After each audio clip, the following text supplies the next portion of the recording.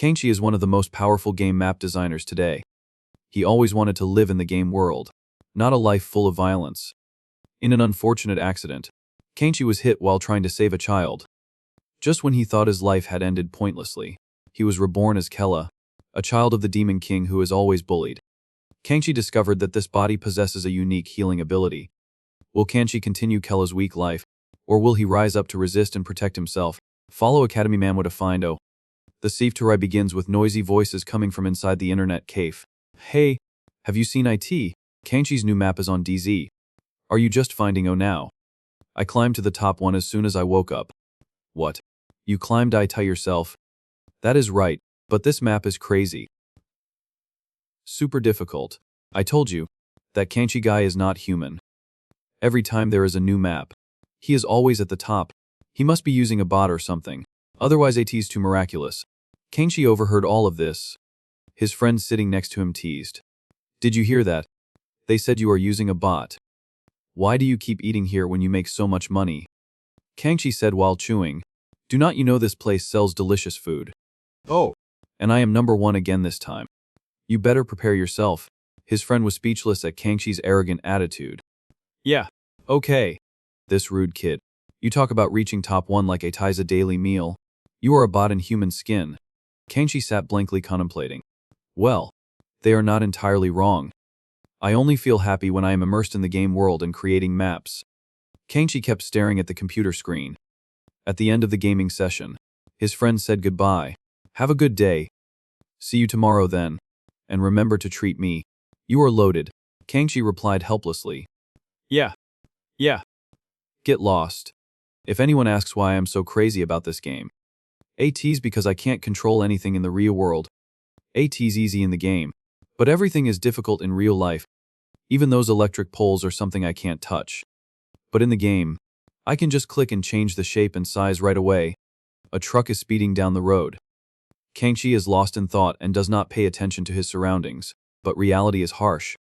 He only realized when the truck was about to hit him. Even something like a truck, I can't do anything about it even if I want to. Kenshi stood frozen in the middle of the road. The driver quickly slammed on the brakes. Kenshi said dazedly, that scared me. I thought I was a Sekai-id. The driver angrily scolded him. Do you want to die? Are your eyes just for show? Kenshi calmly pointed forward. Look at the traffic light first. The driver panicked. When did the light change? Kenshi continued on his way in frustration. That is annoying. If I could change everything in the real world like in the game, things would be so much easier. Then I could create my own world. Suddenly, the iron bar on the crane unexpectedly came loose. A piercing scream warned everyone. It's falling. The crane. Get out of the way. Only one little girl stood blankly, not understanding what was happening. Kenshi was also shocked by the dangerous situation. The iron bar was getting closer and closer to the girl. Kenshi immediately rushed in like a hero. The child was pushed backwards and fell hard to the ground. The little girl's face suddenly changed. Kenshi was crushed by the iron bar. I can only control myself right now. He lay sprawled in a pool of blood. His eyes became glazed and gradually fell asleep peacefully. See, this is the real world. In his subconscious, Kenki's body fell freely into the void. He opened his eyes wide and looked around. Where am I? It's too dark, like falling into a black hole. Am I not dead? A haunting voice spoke. Human. How do you find the oblivion hell? It's time for you to face reality. Kenshi asked in fear. Who are you? And what is oblivion hell? The mysterious figure continued to say strange things. Death is only the beginning of rebirth. Kenshi was bewildered, not knowing what was happening. The mysterious figure made a decision. I will give you a chance to remember your memories. He frantically shouted. What the hell are you talking about? Explain it in a way that is easy to understand. The figure ignored him and continued. Oh, forgotten one. Open your eyes. Kenshi became more and more confused. Wait. What are you doing? He opened his eyes wide. Everything in front of him seemed to change rapidly. He shouted loudly, only to find himself in a different body. Kenshi looked around the castle in confusion. What is this? This place looks like a castle. He was startled when he saw himself reflected in the mirror. Who is that? It's me. What? Am I not dead? Could it be that I was really a Sekai-id? Like in those anime? Seriously? No way. But this feeling, 80's too good. This is not a dream. Kanchi stood blankly speculating. So, where am I? Ada seems like I am in an old castle. But who am I? A strange voice startled him. What are you muttering about? A girl suddenly appeared and stabbed Kanchi with her sword. He trembled and asked, What? The girl, like a madman, decisively pulled out her sword. How is AT? Are you about to die? Kanchi sat slumped on the ground, feeling the pain. She stabbed through my sternum. He looked up and asked, Why? She laughed and replied gleefully, Huh. What are you saying? I hate you. So I am going to kill you. What else? Kanchi was shocked to hear those words. What? She is really going to kill me? Suddenly, the sword in her hand was kicked into the air. She angrily turned to Tarm and questioned, Why are you stopping me again? He gently said, Come on, Seldara. You should not treat your younger brother like that. Kanchi became more and more confused. What the hell is going on? Who is this guy? Tarm sat down in front of him and said, Poor Kella, being bullied by Seldara again. Here. Drink this. Kanki unsuspectingly took a Tiandrain Tai. I guess this is a healing potion or something. Thank goodness. Tarm laughed and praised. What is this? You obediently drank a tea right away today. Kanchi's body began to have strange reactions. A few seconds later, blood gushed from his mouth like a waterfall. My throat is burning. A's too hot. Ada hurts so much. Is this poison? Seldara became worried. Oh. Are you about to die? I was planning to personally send you off. Tarm shook his head in disappointment. Ada looks painful, but I am not sure if he will die. This formula failed again. Kanchi felt confused. What? Why? Why do I have to endure these things? The castle door suddenly opened. A resounding voice announced, The Demon King Hellcalden has returned from his hero hunt. Both Seldara and Tarm were quite surprised. Father is back. This is earlier than expected. Kanchi suppressed the pain and looked forward. What? Father. The figure of the Demon King Hell gradually appeared under the sparkling light. Demon King Hellcalden. He asked uncomfortably. Why do I hear this disgusting noise in my castle? Kanchi still could not believe his eyes. That person is the Demon King. Seldara made a pitiful face and replied, I'm sorry. Father. He started AT. The Demon King Hell lifted Seldara and Tarm with both hands. Shut up. AT's humiliating for weak groans to echo in the castle of my Demon King. Seldara struggled to say, I'm sorry. Father. Tarm was also just as pathetic. I'm sorry. Please forgive me. Father. Kanchi sat blankly on the ground thinking, if those two are my siblings, then that Demon King is my father. Hellcalden said sternly, The sound I want to hear in this castle is the birth cry of a great demon. Kanchi was even more shocked to realize. Wait. Hell continued to speak in a firm tone.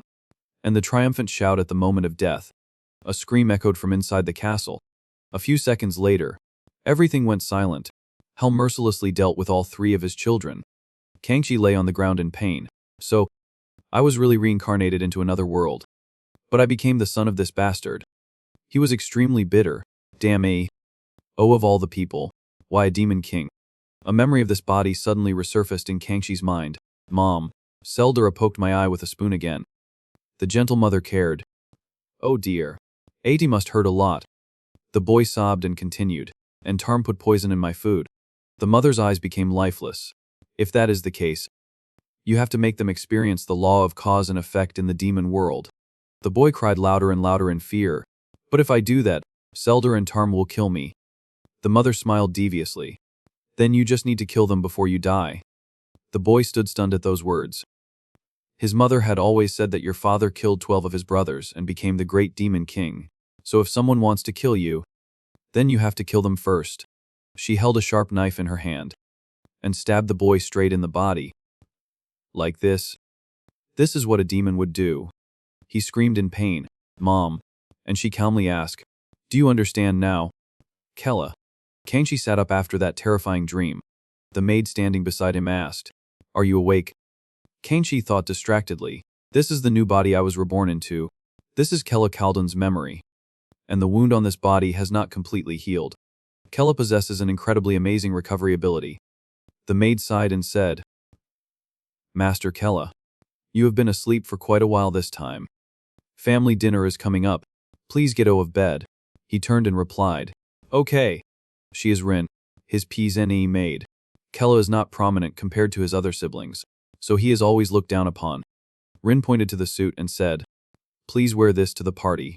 Kella asked in surprise, but I heard that his servant will help him dress. Rin was very willing. So if you like, I can help you dress. Kella shyly refused. No, I will dress myself. She solemnly announced, Today's task is to clean the bedding. He was surprised and dazed. But this is the task of a maid like you. Then Rin fell asleep soundly. Hey, that is my spot. Kella also felt helpless, throwing a doll to work instead. That kid Kella. How could he let himself, the son of the Demon King, be looked down upon by a servant? He suddenly remembered. That is right. Kella has been bullied all this time. My life in this place is no different from my previous life. Kella's eyes were filled with resentment. He slowly walked towards the dining table. Hell complained uncomfortably. You are late. Kella. He stood still, speculating, this man with a dignified appearance. It seems that he did not become a demon king for no reason. He tried to stay calm and sat at the table. I apologize for being late. Seldra greeted him cheerfully. Hello. Kella. Under the table, she kicked a knife towards him. The sharp tip of the knife stabbed Kella's leg. He gritted his teeth, trying to suppress the pain. Seldra pretended to care. You look tired today. Eat a lot. Kella judged the situation. If they find I do not know what they will do. I need to stay calm. He quickly replied. Okay. Thank you. Kella continued to enjoy the meal, pretending that nothing had happened. A few seconds later, his body began to have strange reactions. This is not food. Is it poison? Tarm excitedly introduced. That soup was made especially for you. It tastes very good. Does not aid? Kella confirmed awkwardly. That is right. Their actions made him gradually realize. These demons. They are not my family. I won't let them bully me anymore. I have to find a way to solve this. I always wanted to achieve something on my own. With that mindset, I was recognized as the most powerful map designer in a game. But when I entered real life, I could not do anything. I will never want to die helplessly like that again. Kella's eyes showed determination. He picked up his plate and called. Seldra. You should also try the soup Tarm made. As soon as he finished speaking, he decisively threw the plate at her face. He continued to pull the dagger from his leg. Tarm. Let me give you the gift Seldra gave me. Kella did not hesitate to throw the knife back at Tarm. Hell was quite surprised by his son's strange actions. Kella asked sternly. Father, why do demons have to gather and have a happy family meal together? From now on, let us eat separately. He madly threw the dining table into the air. Everyone was stunned by Kella's anger. He glared at them. Let us see who is better. You demons. Scene changes to outside the castle. After making a mess, Kella left with satisfaction. Ada feels so good. Although I overturned the table and was beaten half to death, I recovered completely in a short time. I can feel a strange power. Ada seems I really am the Demon King's son. I wonder how strong this ability really is. Rin urged.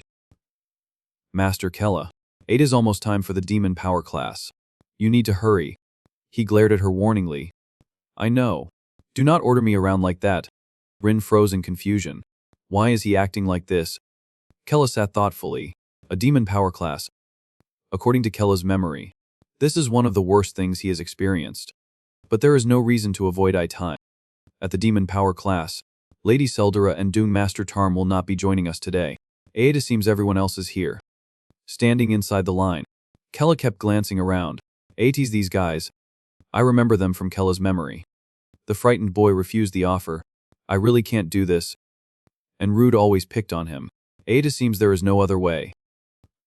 After all, this is a class. Even when he was beaten, Kella could only lie still and endure Ada hurts so much. They are the true demons among demons. Those who enjoy bullying Kella as if were their game. Then Seldra added fuel to the fire. Hey, are not you being too lenient with him? No need to hold back. Show us your true ability. I give you permission. Rude replied excitedly. Thank you, Lady Seldra. Then let us begin. Kella pleaded desperately. Please. Stop. I do not want to fight. Please stop. Returning to reality, He told himself, Kella is not weak. He just has a soft heart. But now things are different. I will use this power correctly. The teacher announced with a smile. Now, let us begin. Who fought in the last class? The nosy Rud replied. AT's Kella and me. Oh, I should call him Master Kella. But I. Sorry. Kella glared at him in resentment. This bastard. The teacher praised. Good. Then let us proceed with the second sparring match. Rud was very excited. Okay. Are you ready? The students outside kept teasing Kella. AT seems Master Kella is going to get beaten half to death again today. Be gentle. Rud, or the Dung Master will cry again. The mocking laughter made him even more uncomfortable. Rud stood there with a smug smile. And he stood silently contemplating. Kella and I are similar in many ways. Even in my previous life, I had no money or power, and everyone looked down on me. But all of that is in the past. Kella's body emitted an aura of power. Rud was also startled and panicked. What is this? Does Kella have that much magic power? Everyone discussed excitedly. What is that magic power? Is Adia? Rud fell into a passive position. I can't move because of the pressure. Kella raised his fist and said to him, Today, I will be gentle. Take one hit. He rushed forward and punched him in the cheek. In an instant, Rud fell to the floor miserably. Everyone was scared pale. What? Rud could not react at all. Is he dead? The teacher was also stunned by this unexpected situation. Rud was beaten black and blue by Kella. He asked him gently, What did you say just now? How dare you talk to the son of the Demon King like that? Rud trembled and begged, Please forgive me. Master Kella. He glared at him warningly. Do not do AT again in front of me, or you will die. The students outside began to be wary. How is that possible? That is clearly the useless Kella. He called O to the teacher, making him shudder. Are not you supposed to continue teaching? Rin was also confused. Master Kella. He is clearly very strange. Hell stood from afar and witnessed everything. He also gradually noticed the strange actions of Kella, and sat silently observing him. Inside Helkalden's castle, Seldura shouted angrily, I can't forgive him. That bastard dared to throw poisonous soup in my face. Tarm gently advised. Seldura, calm down and focus on healing first. You do not have Kella's insane recovery ability. The more she talked, the more unwilling Seldura became. That is strange too. Why is AT that only he has such a high level of recovery power? Tarm speculated. Ada seems Kella has undergone a change. Ada was the first time Kella had acted so rashly. From now on, let us eat separately. At that time, both their father and the two siblings were extremely shocked. In that moment, Tarm heard louder from his father. Even if AT was just for a month. Father laughed for the first time in his life. Seldura stood up abruptly. Unexpectedly, father liked something like Kella. And Tarm still replied calmly, Yes. That is not normal. Seldura asked uncomfortably. So what do you mean? Tarm hesitated and said, Seldura, you would probably rather die than join hands with me. But she seemed to have guessed something. Tarm made a proposal. What do you think about us temporarily stopping our infighting and dealing with Kella together? After speaking, he laughed sinisterly. Seldura gradually became interested. That is not a bad idea either. Let us kill Kella before he catches father's attention again. Kella was still attentively following the teacher's lecture. An image of a bizarre demon king appeared. All right. This is the previous generation demon king Turk called him. Kella was a little surprised. What? He looks really cunning. The teacher began to introduce this character. Turk was stronger than anyone else at that time. He only died after falling victim to a despicable scheme by the Heavenly Assembly. Since then, profiteering guilds have gathered around our kingdom. He also felt that the guilds surrounding the demon kingdom were still deeply imprinted in Kella's memory. The previous owner of this body was extremely depressed, just because of those damned guilds. I can't even escape this castle. I never expected to live here forever. Kella's expression became stern. On the podium, the teacher was still enthusiastically saying, with the large heavenly assembly as the foundation, those bastards are preparing to attack this kingdom.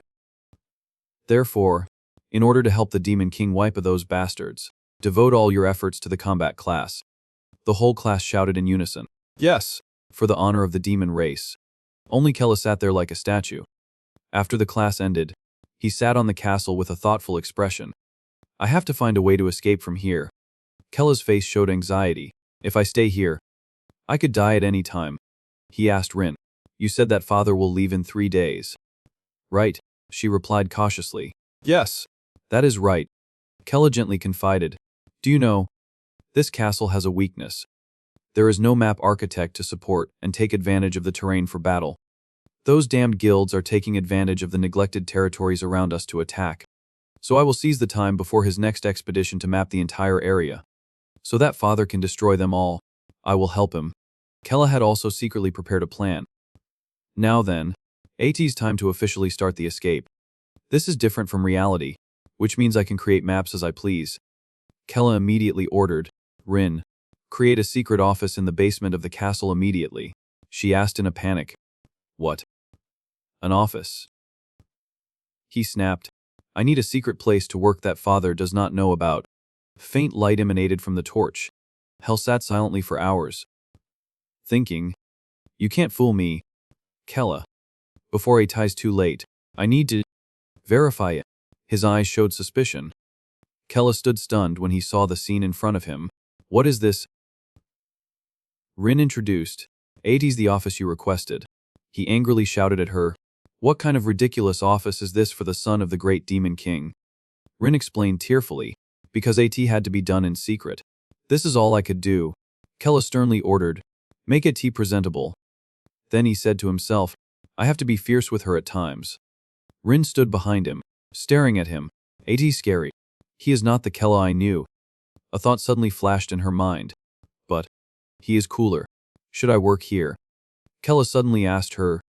What are you looking at? Get me some coffee. Rin immediately ran away. Yes, sir.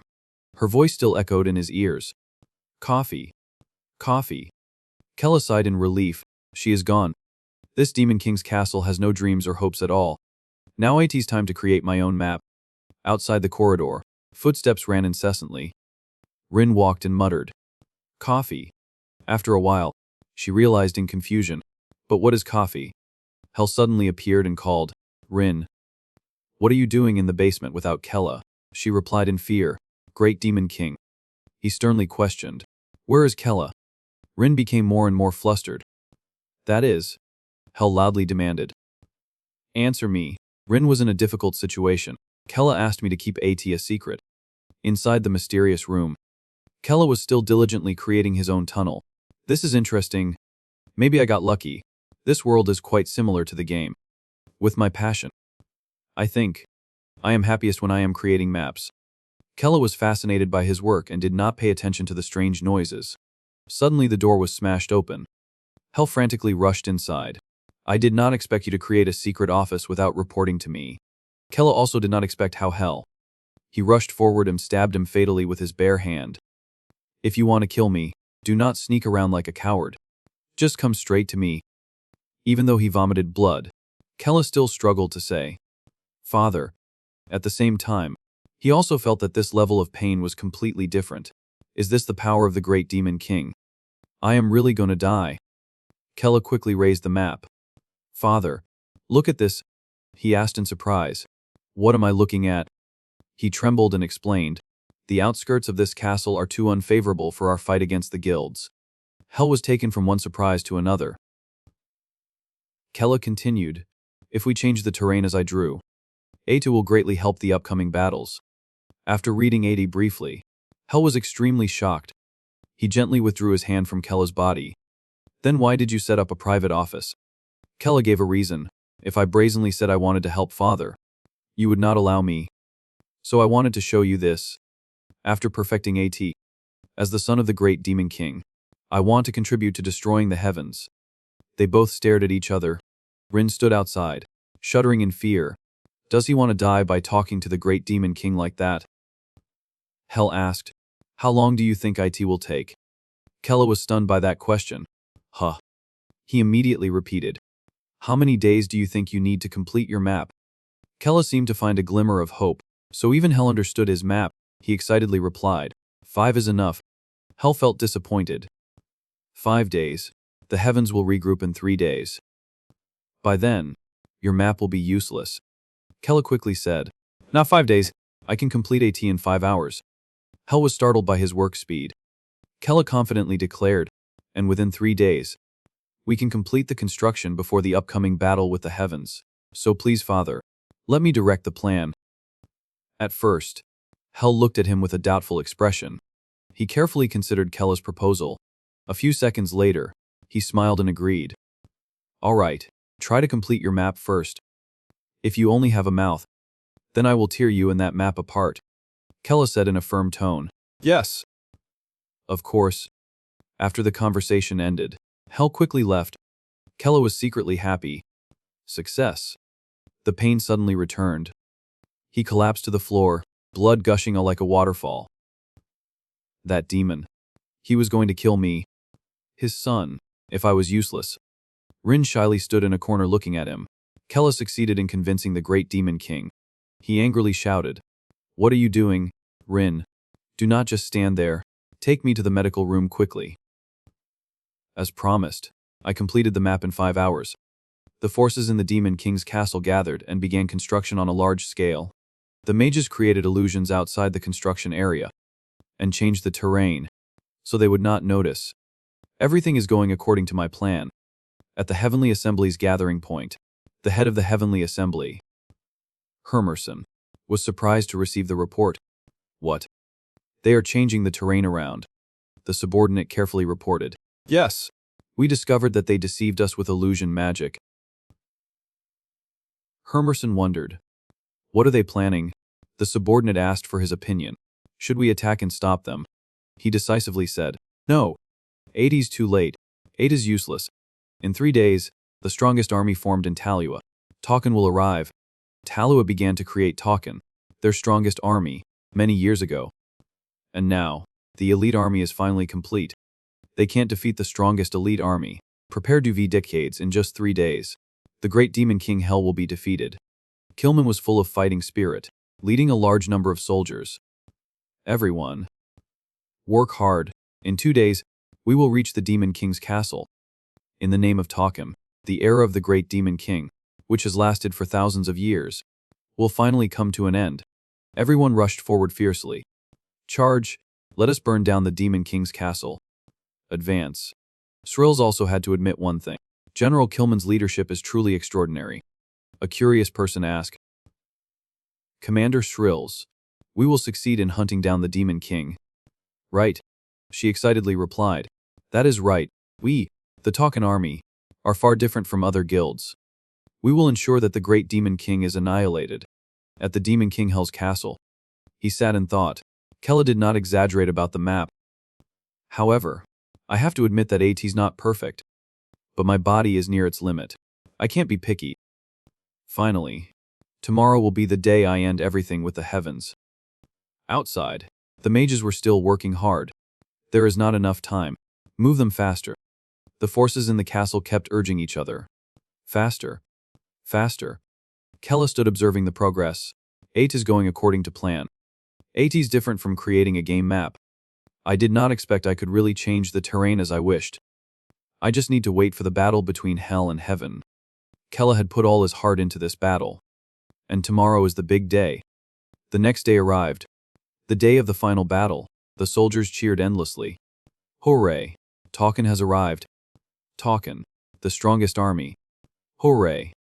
Tauken. Hermerson stepped to welcome them. Thank you for coming all the way here, Kilman said confidently. The Tauken army is ready. Let us go defeat the demon king. He happily replied.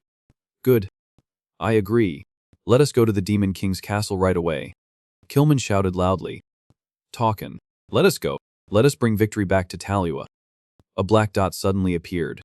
Everyone stared at Ada blankly. Kilman asked in a panic, What is going on? AT's a surprise attack. Everyone. Into defensive formation. A surge of power was released from the black hole. Kilman still could not believe his eyes. That is, the Heavenly Assembly's Jethub Reap also widened their eyes in shock. Impossible. Hell's figure gradually emerged. He finally appeared before the enemy unexpectedly. Hell called him. Why is he here? Before that, Kella had discussed the strategy with him. Father, I removed the barrier focusing on the heavenly surveillance magic on us.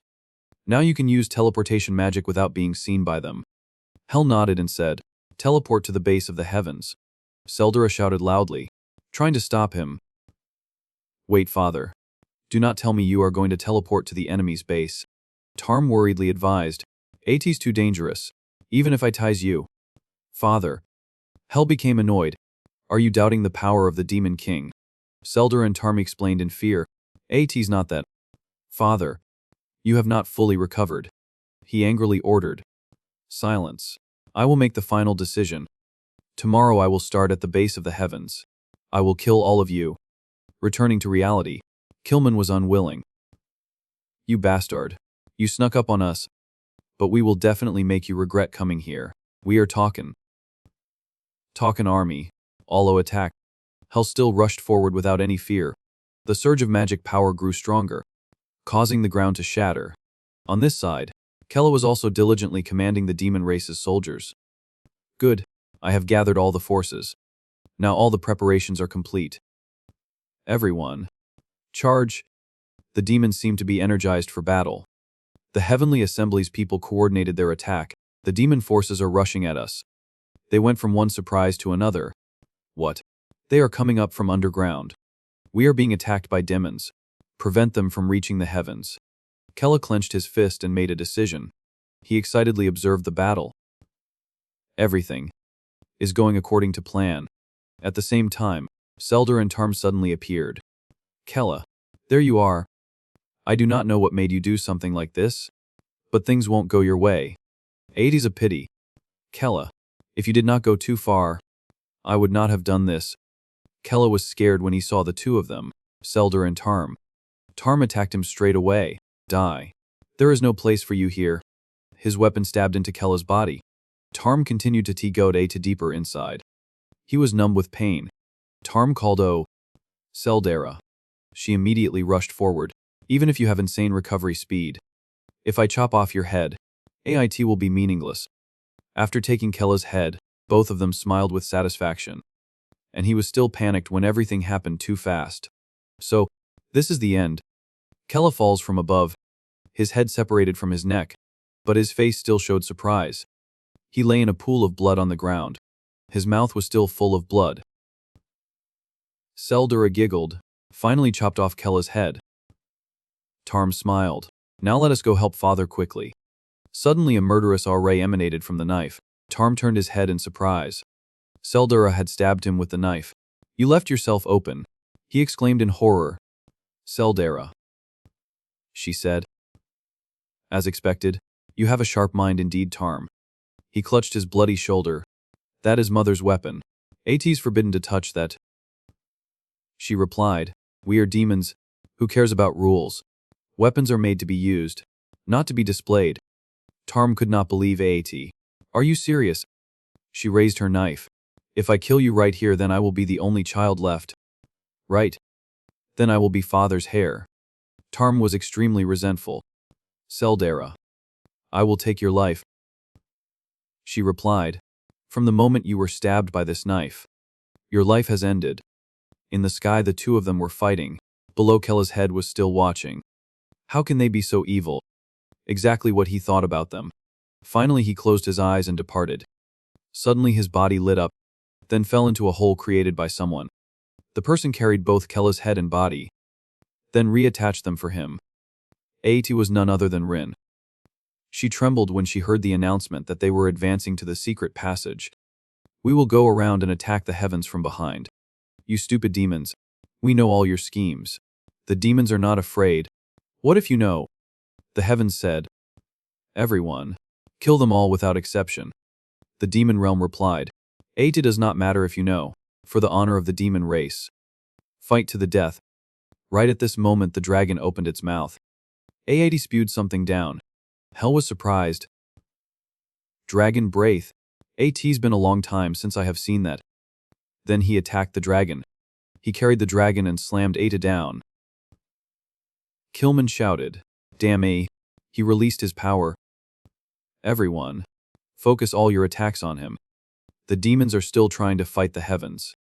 But they can't avoid the attack. Killman is surprised. Did we hit him? But a voice rises. AT's not UVP yet.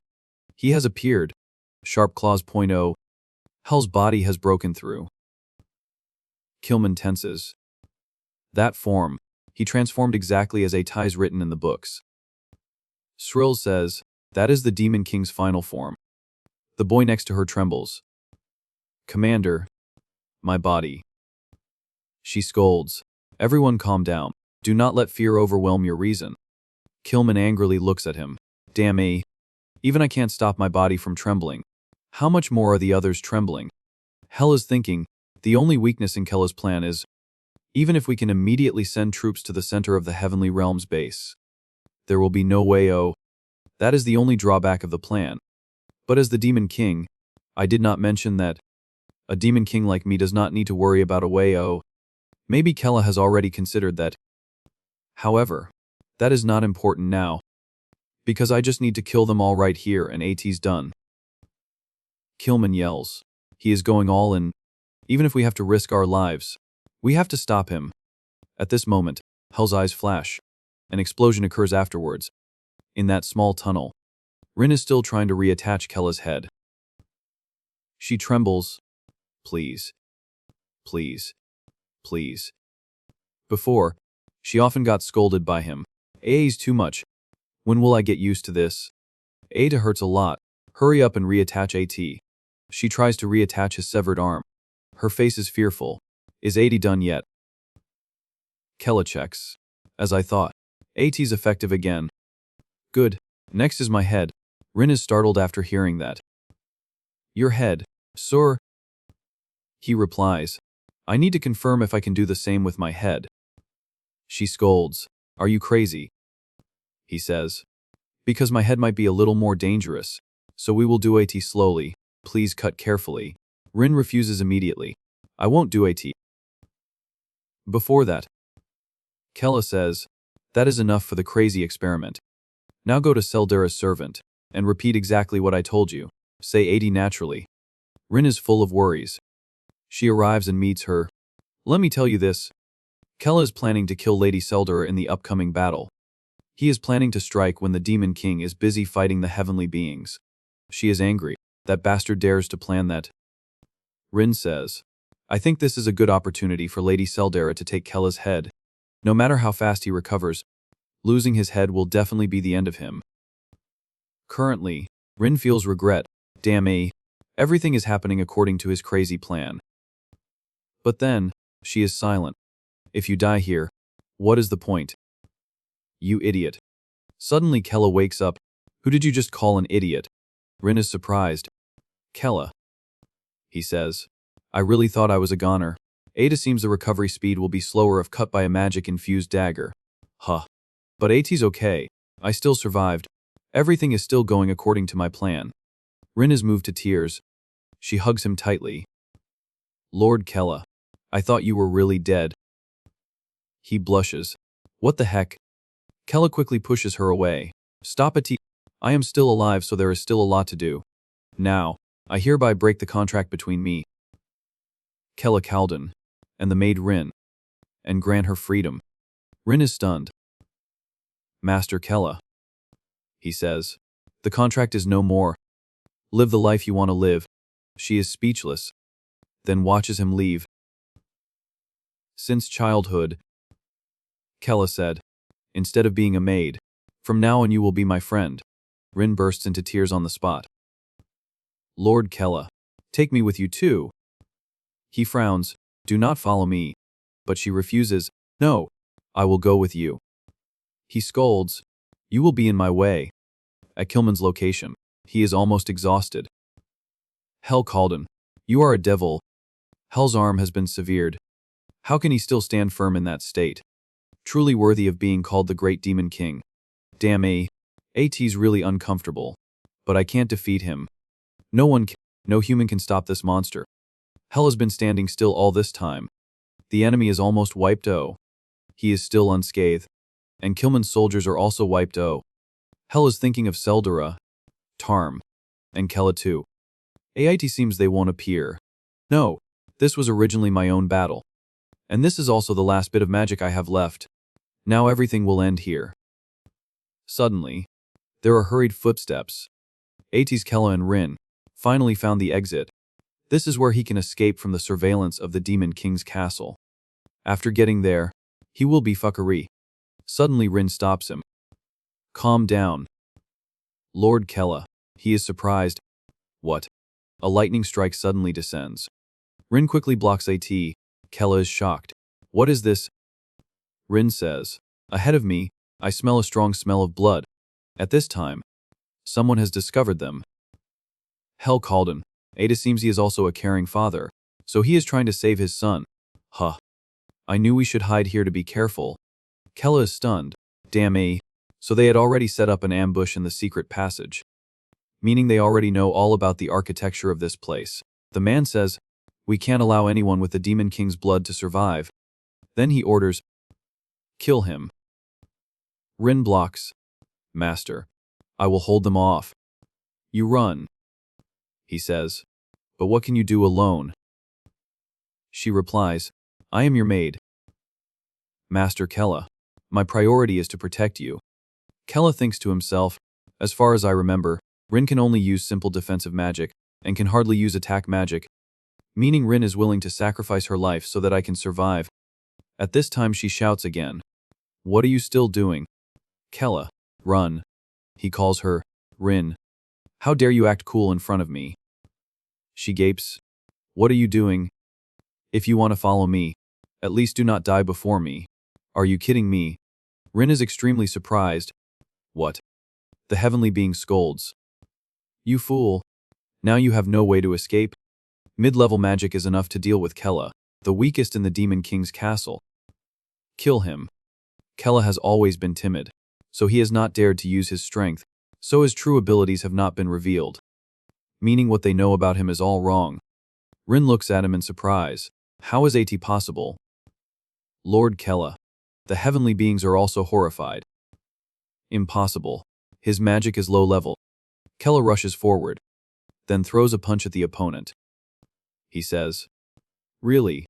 Looks like you need to check your sources again. He shouts, wait, but he strikes down without hesitation. He can't say his last words. Rin thinks to herself, impossible. He defeated a heavenly magic user with his magic. The remaining people say, impossible. Should not you be a useless person without fighting power? He replies, I told you your information is wrong. They immediately take action. If so, then we have no choice. Quickly use the light spear technique. The light spear technique will allow us to use all our magic in each attack. If we fail, we accept death. Rin blocks. No. Master. Step back quickly. Kella has not even had time to react. But Rin has taken this move for him. At this time, he realizes his body can't move. Rin's body trembles. Master.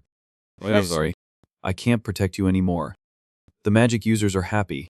Ada worked. The stab was perfect. This is your end. Another person stops him. Wait. Do not you think we deserve a little reward after working so hard? The other does not understand. What? Then he approaches Rin. Playing with this girl for a while will be fun. She is angry. You bastard. I knew you would treat us demons like objects. He scolds. Shut up. I will come and play with you soon. Kella looks at them with hatred. So all humans in this world treat others like objects. The magic user says, but first, let us kill this Demon King's darling. Kella observes. Damn A. The exit is right there. I can't believe I am going to die like this. I am almost there. At this time, he has raised his sword. Die. Rin shouts loudly. Lord Kella. Suddenly Kella stops. What is this feeling? Something is coming. A cry for help rings but at this time he sees hell. Did he finish the battle? Then my plan is ruined. He does not dare to look straight. Suddenly he says, listen here. Kella, I have spent my whole life fighting and thinking a lot. He wonders, what is father saying? He begins, Seldara does not think about the other races at all. Tarma has no ambition to become the Demon King. He does not understand.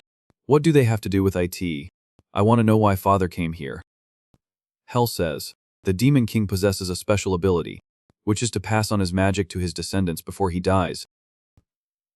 Hearing this, Kella stops. He says, although only for a short time, I have realized that you are the most suitable candidate to become a true demon king. He objects. What are you saying? Father, you are mistaken. He declares, the demon king Hell Kalden will pass on all the remaining magic in my body to my son.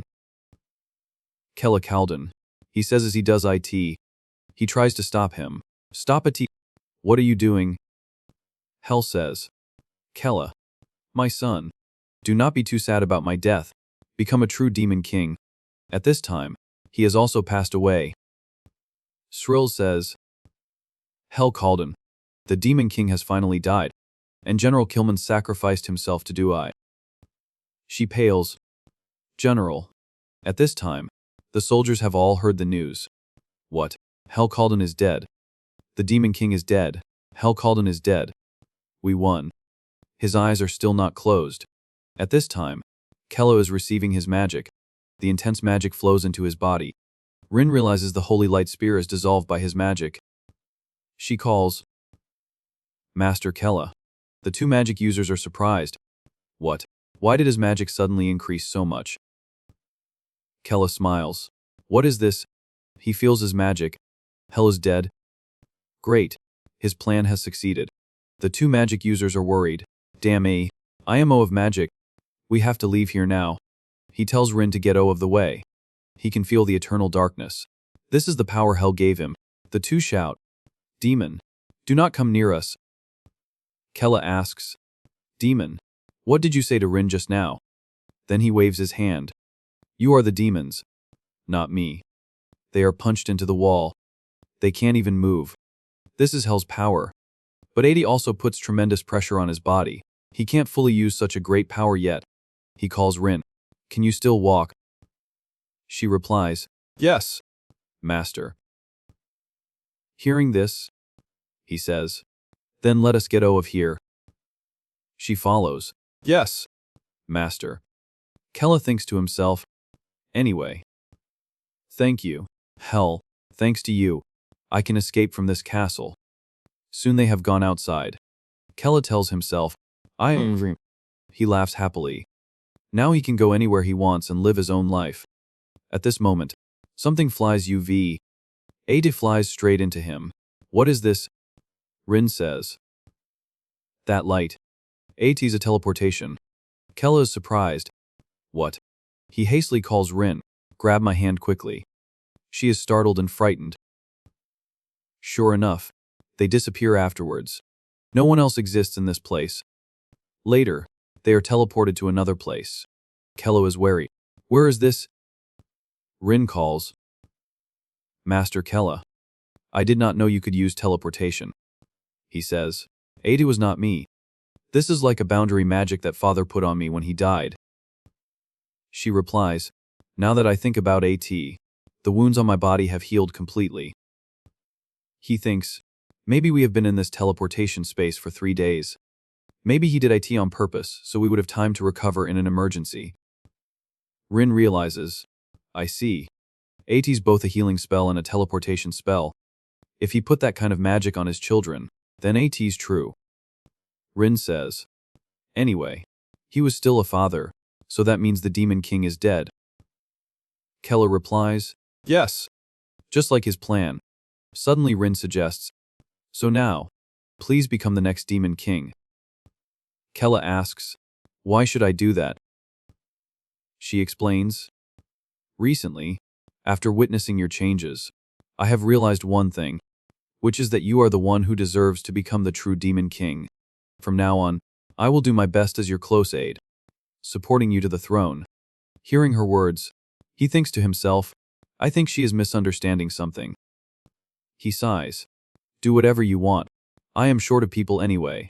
Suddenly Rin shouts, Wait. They stand in front of the castle. This place is the magic kingdom of Arsol, a place that trains talents with the sole purpose of destroying demons. A place that trained those who caused the demon king Hell Kalden to lose his life. The flag has the words, The light of Talua lasts forever. Kella is surprised. What? Why this place? If we are discovered here, who knows what will happen? Rin says, Quickly use transformation magic before someone discovers us. Let us do this first. Even Kella can use transformation magic. He tells Rin, tell me everything you know about this place. She replies, yes. Arsal is a small kingdom located on the eastern border of Talua. They are blessed by the giant water monster Water Gore who lives in the nearby sea. Thanks to this, magic in this place has developed naturally, and they have trained many powerful magic users. For a long time, this place has been an enemy of the nobles, because AT is one of the kingdoms under the control of Talua. Kella nods. I see. I wonder what father means by bringing me to such a dangerous place. Rin wonders. But why did you say that and still decide to go to the capital of Arsal? We have to run. He says. Running also needs preparation. To realize his dream in this world, magic is very important. And in this country, everything is done with magic. Magic is used even in the most ordinary buildings. There are even buildings floating in the air with the power of magic. If Kella can learn magic here, he can build more structures than when he was playing games. Suddenly Rin's stomach growls. She is embarrassed. My stomach. Seeing this, Kella says, we should eat something first. Rin tastes the food. This is Arsal's famous magic food. Ati's so delicious. She is excited. Try that one next. Master. This one is also delicious. Try that one too. And that one too. He is speechless. Maybe he should leave her here. She invites again. Let us go try that magic tavern. Master. He replies. Okay. A little rest is good too. Inside, there is a group of people making noise, celebrating the Demon King's death. I am paying for this place today. Order whatever you want. Those below shout. Great. Commander shrills. You are the best. Hope of Arsal. Great magic user shrills forever. The two light drinkers Kella and Rin get drunk and join in. Shrills of talkin' forever. Forever. Shrills forever. Fukri liquor forever. Kella thinks in his head. Resting for a while is not bad. Suddenly Shrills notices them. These two people are completely drunk. Shrills says, look, these two people are quite interesting. Later, Kella throws up. Rin reminds, even if you are excited, why did you drink so much? When did you learn to drink alcohol? And this is a festival held to celebrate the Demon King's death. Kella is annoyed. You were the one who started me drinking. Suddenly ate his noisy UV there. Hurry up, there is a new class mission. But the Demon King is dead. Let us go take a look. Kella asks, why is AT so noisy? Rin can't believe it. Until now, only the mission to kill the Demon King was class. But now a new one has appeared. She pulls him. We have to go see AT too. Kella's portrait is being hung up for everyone to discuss. I can't believe AT. I thought AT was Uvich, but the Demon King's son is still alive. Those damn demons. Rin is stunned. Huh. That is. AT's you. Master. He blurts, oh. The Demon King is dead. Why are you still talking about me? She quickly covers his mouth. Everyone. Please understand. He is too drunk. They discuss again. Is not that brat Kella the weakest of the Demon King's children? Then he is easy to eat. This is more like a B-class mission. Surely all the hunters will be aiming for that brat's head. He curses to himself. Damn A. If I do not want to be discovered, I have to find a way to run right away. Let us go, Rin. She replies, yes. Master Key. I mean, she is flustered. What should I call you in a crowded place? He is silent for a moment. Then says, call me Chi Wu. She is surprised. Chi Wu. What a strange name. He frowns. Just call me that. Later Rin says, but this is terrible. I did not expect them to quickly find out that you are still alive. Kella instructs, quickly get everything you need and leave here. She replies, yes. Dung Master Chi Wu. They do not notice Shrills is here. She asks, another class mission. Is the information accurate? He replies, yes. Rin says, we just came to take a look. Kella thinks to himself, the people at the tavern earlier called her the Hope of Arsal. She must not be an ordinary person. Shrills asks again, the Demon King's son is still alive. Those damn demons are really tenacious. He pretends to say, that Kella. I heard he is very weak. Rin also acts along. That is right. Dealing with him should not be difficult. Srills looks at them for a moment, then puts her arms around Kella and Rin. She says, the son of that damn demon king is still alive. This should not be a big deal. Right. I noticed you two earlier. You two really give off a strange smell. Rin is sweating profusely. Has she discovered us? Srills asks. You two. Could AT be? Both are sure she has discovered them. Unexpectedly. The question is, could AT be that you forgot to shower after wandering around for too long? Do you want to come to my place to wash up and have a drink? The two stare at each other. Shower. Rin pretends to reply. Of course. She sighs. Safe. In the large building. Kella relaxes in the bathtub. The hot bath is really comfortable. A delicious cup of tea and desserts that I have never eaten before. Were those also created with magic? I have always wanted to live in the world of a game like this. A feels like a dream come true. This reincarnation stuff is not bad at all. At Rin's location. She is reminding herself. Wake up. If you are discovered here, you are dead. Srills asks, is not my bathtub beautiful? Little Rin. She replies, yes, it is. Srills asks again, why are you so tense? You might be suspected of being a demon and get caught. Rin gives a forced smile. That is right. Suddenly Srills raises her hand. Then, let me use magic to help you relax. Rin panics. This is divine magic, the worst thing for demons. A2 will drain my magic, and will also make my disguise ineffective. Help me. Master Kella. Master Kella is still leisurely drinking tea at this time. Srills comfortably tells Ace to lie in the bathtub. Rin. I do not know if you know, but I thought everything would end when the Demon King died, including my pain. Rin wants to quickly escape this place. Do not tell me your life deaf to Rai. I am not listening. I want to leave. And Srills is still immersed in that Sif to Rai. I was destined to become a magic user from birth, so Rin finally can't katay anymore and stands up. Reminiscing can wait. I have to go to the bathroom. See you later. That attitude makes Srills understand somewhat. She probably does not like the holy scent much. Now Rin feels relieved. That was dangerous. Meeting Kello in the hallway. The hot bath was nice. Ada feels so light. That thought is terrible for Rin. Now is not the time to relax. Master. My disguise almost got broken. Kello is dumbfounded. What do you mean? Rin is still scared when she remembers. Srills used holy scent. If we demons inhale it, we will uncontrollably lose our magic.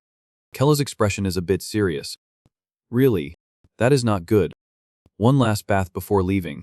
Rin suddenly feels like hitting someone. I am not kidding. Let us leave. At this time, Srills appears at a very bad time. Huh. Wanna leave? No way. You two promised to have another round with me. Who wants that? Rin does not. Yes. That is right. But we have urgent bidina to attend to so.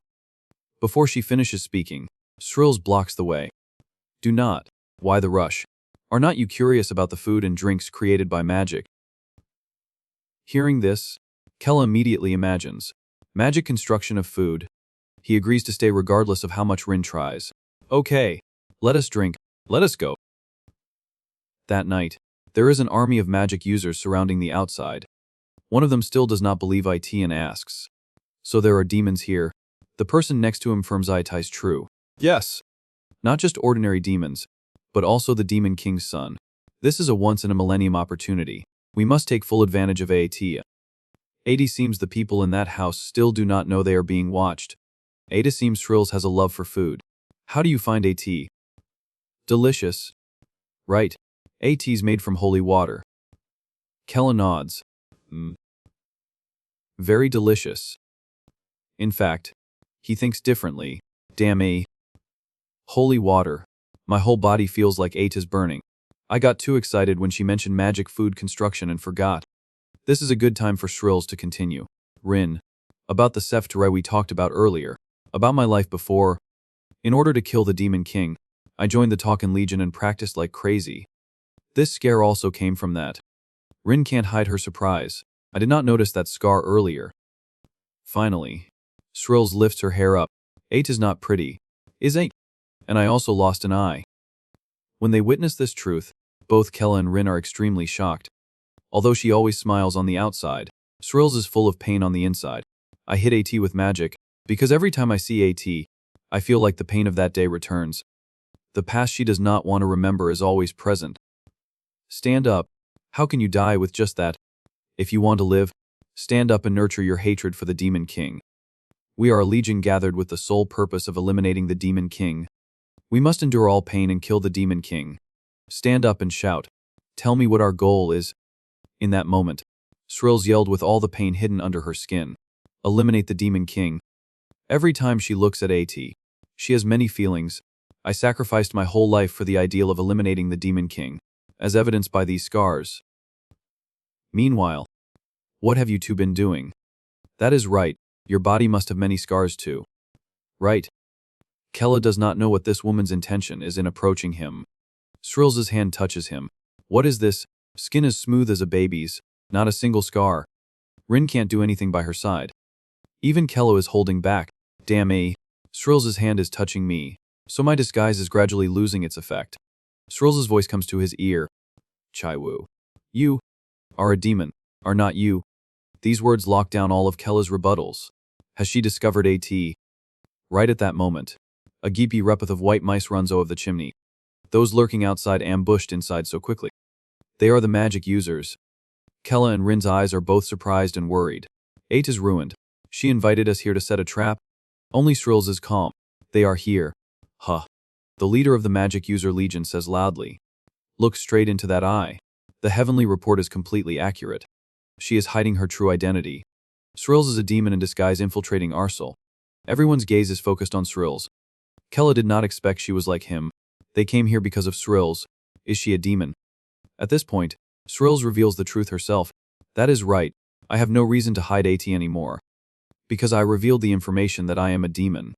Magic from the magic users activates at the same time. Do not hesitate. She has already admitted AT. Kill her. Srills' eyebrows furrow slightly. I am an elite magic user of Talkin. Not someone that some arsal magic users like you can tease. Rin realizes things are about to go bad. Master Chiwu. Get out of the way.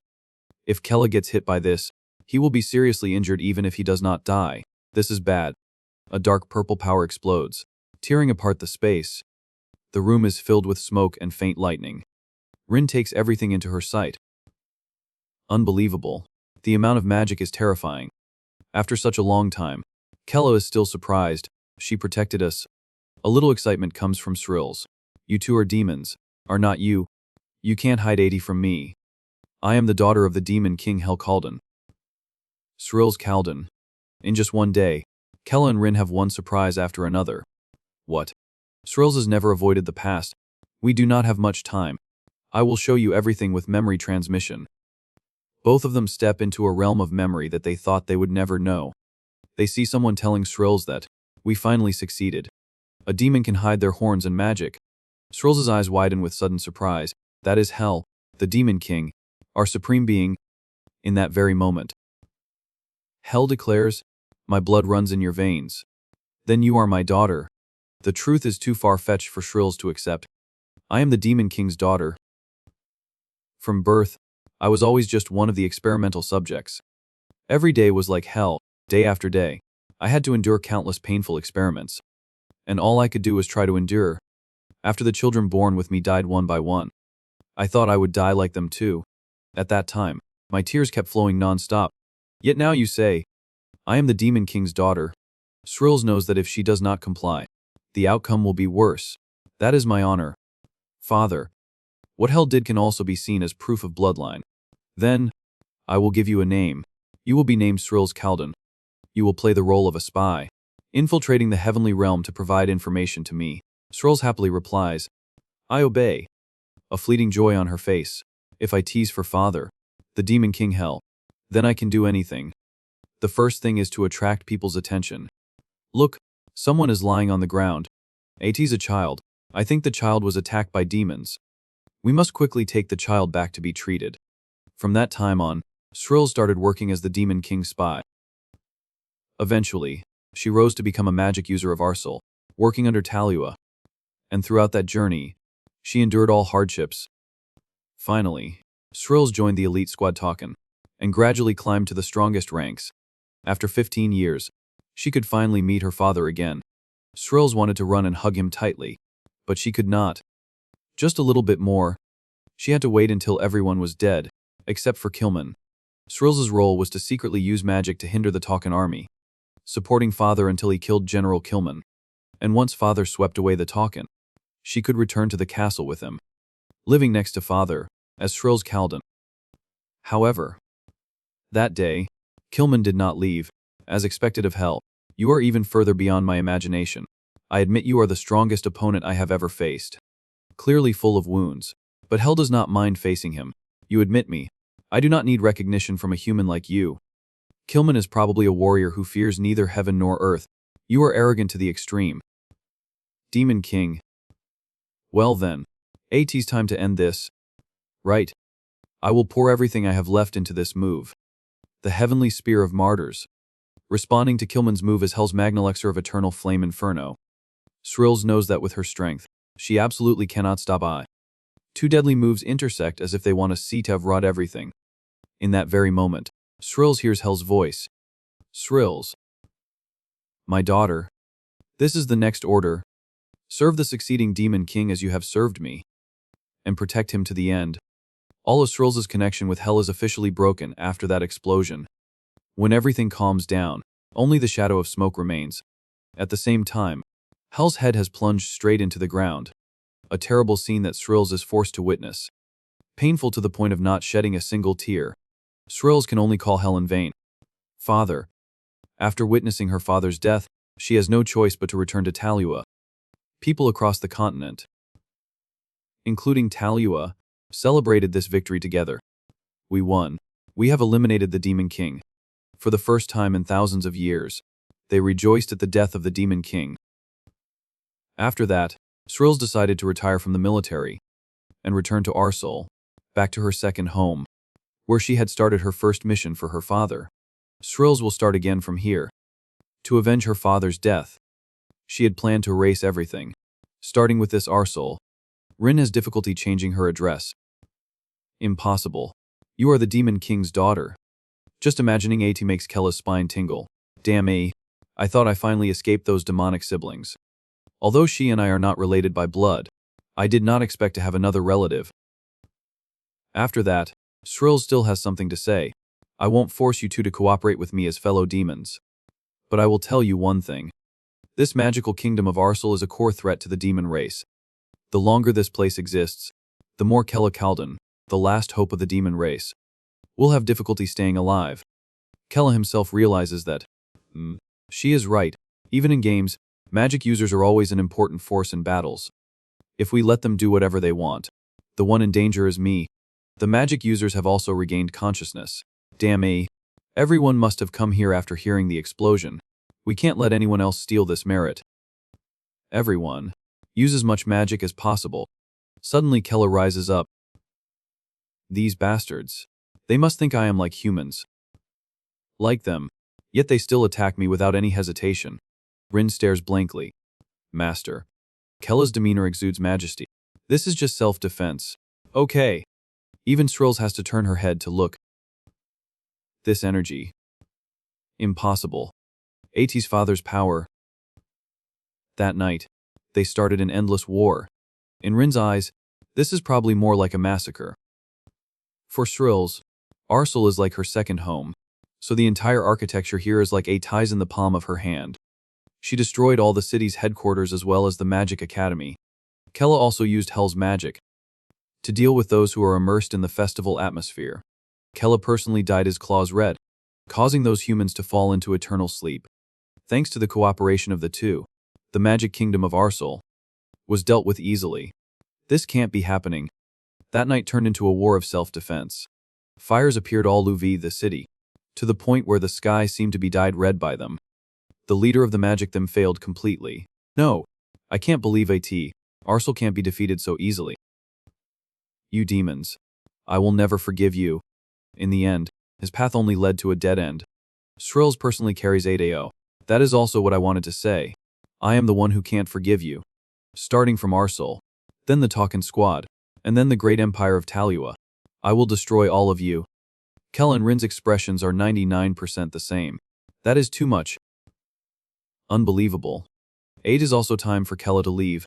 Now we have helped each other enough. Goodbye. Srills thinks she should clarify one thing. Does that brat think I did not recognize that magic? You are father's second son. Kella Calden. Right. Kella's pupils shift. It seems there is no need to hide it anymore. He sighs. That is right. Everything Srills said was just random. Really? It seems Kella has been tricked. Oh my. It turns out she was just guessing. Srills becomes serious again. I was a little suspicious at first. But that, I am not biologically a daughter.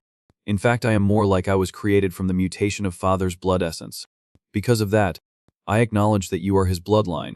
I was created after you were born. So you are my older brother. Just thinking about AT. Kella does not want to think about AT. Dream on. Next, Srills has a suggestion. You probably want to avenge father too. Right. Then come with me. Kella does not care much about this. I ran away from home. What revenge? Srills' expression is threatening. You won't run away. Will you? Because right now, you are the only surviving child of father, the only remaining bloodline of the Demon King. Rin is scared for her life. Please say you will go with her. She looks like she is ready to kill us if we refuse. Now Kella has no choice. Of course I will take revenge. Although AT's only heard from the other person's mouth, Srills is very happy. Okay, let us go. Burn them all to the ground. An inexplicable uneasiness rises in Kella's heart. Okay. His goal is just one. Anyway, I need Arsel's magic, and Srills is proficient in all of them. So he can use revenge as a reason to have her help him with some things. One magic user escaped. I need to quickly report this to Lord Talua. Hayden has read the report. Your Majesty, Great King Talua, a message from the Kingdom of Arsel has been urgently delivered. Talua is still enjoying his meal. Urgent. What is AT? Hayden knows all the news by heart. General Srills is a demon, so the magic users of Arsel tried to eliminate her. Talua's movements all stop. And then... Hayden continues. Kella Calden appeared and burned Arsel with her. All of Talua's anger is released. What? The Demon King's son is an Arsel. Throughout that time, Hayden quietly bows his head. I think he has some connection with Srills. Talua explodes. Damn. Not only is Srills of Talkin a demon, but Kella also burned down Arsel. If these two things are revealed, then we will surely become a joke in the eyes of the people. Quickly kill Srills and Kella Calden before the people discover this. If you can't bring their heads back here, then you should reconsider your position. This burden has fallen on one person. I swear in my name Hayden, they must die. Then he turns and leaves. The place Hayden goes to is the place where Hell's head is displayed. Hell Calden, even at this point, your bloodline is still bothering me. I swear that those who bear your blood will be burned by my own hands. After that, Hayden returns to the chamber. Is there any news from Killian's them? His butler reports, General Killian has probably received the message by now. I have messaged him to reply as soon as he receives the letter. Seems Hayden trusts that person very much. Killian. The strongest knight, who might even surpass Kilman. To be able to kill Kella and Srills, we need Killian. On Killian's side, so, my brother Kilman has died. The subordinate standing next to him is also confused. That is right, he sacrificed himself to kill the Demon King valiantly. Yet Killian only cares about one thing. So what? He was still killed by demons. The subordinate hurriedly says, Talua needs you to be able to kill Kella. Killian is not someone who is ordered around. I do not care if Talua needs me or not, because those demons killed him. So I will kill all the demons on this continent. Starting with Kella Calden. Currently, Kella is camping in a forest. Who will eat all of this? Srills is fed up with that look. If you are full, do not eat anymore. This place is not even enough for me. Rin asks, do you have any secrets to not gain weight? Srills says as if 8 is nothing. If 80 goes in and comes quickly, you won't get fat. Rin sees that as a magical theory. I understand. Only Kella is serious. Anyway, 80's good that she is not trying to kill me like Seldara or Tarm. I was worried she would be jealous because I am a direct descendant. He speaks up, because I am father's biological child. Do you have any dissatisfaction with me? Srills widens her eyes and stares straight at him. Of course. To the point where I want to kill you. but because you have the same blood as father, whom I have always respected and loved. I can't hate you. Moreover, because you have his blood, I even have to find a way to protect you at all costs. Having been treated badly before, it is easy to understand that Kella is wary, unlike those two. So she will protect me. Sril's hand is placed on top of his, so from now on, I will risk my life to protect you. That is enough to make Kella blush. All right. Thank you. Rin observes and finds Adi unusual. What? Why are you blushing? She presses her meaty thigh against his face. Lord Kella, eat my share too. You use a lot of magic, so you have to eat a lot. He looks disgusted. I am not hungry. Rin's inner self reacts violently.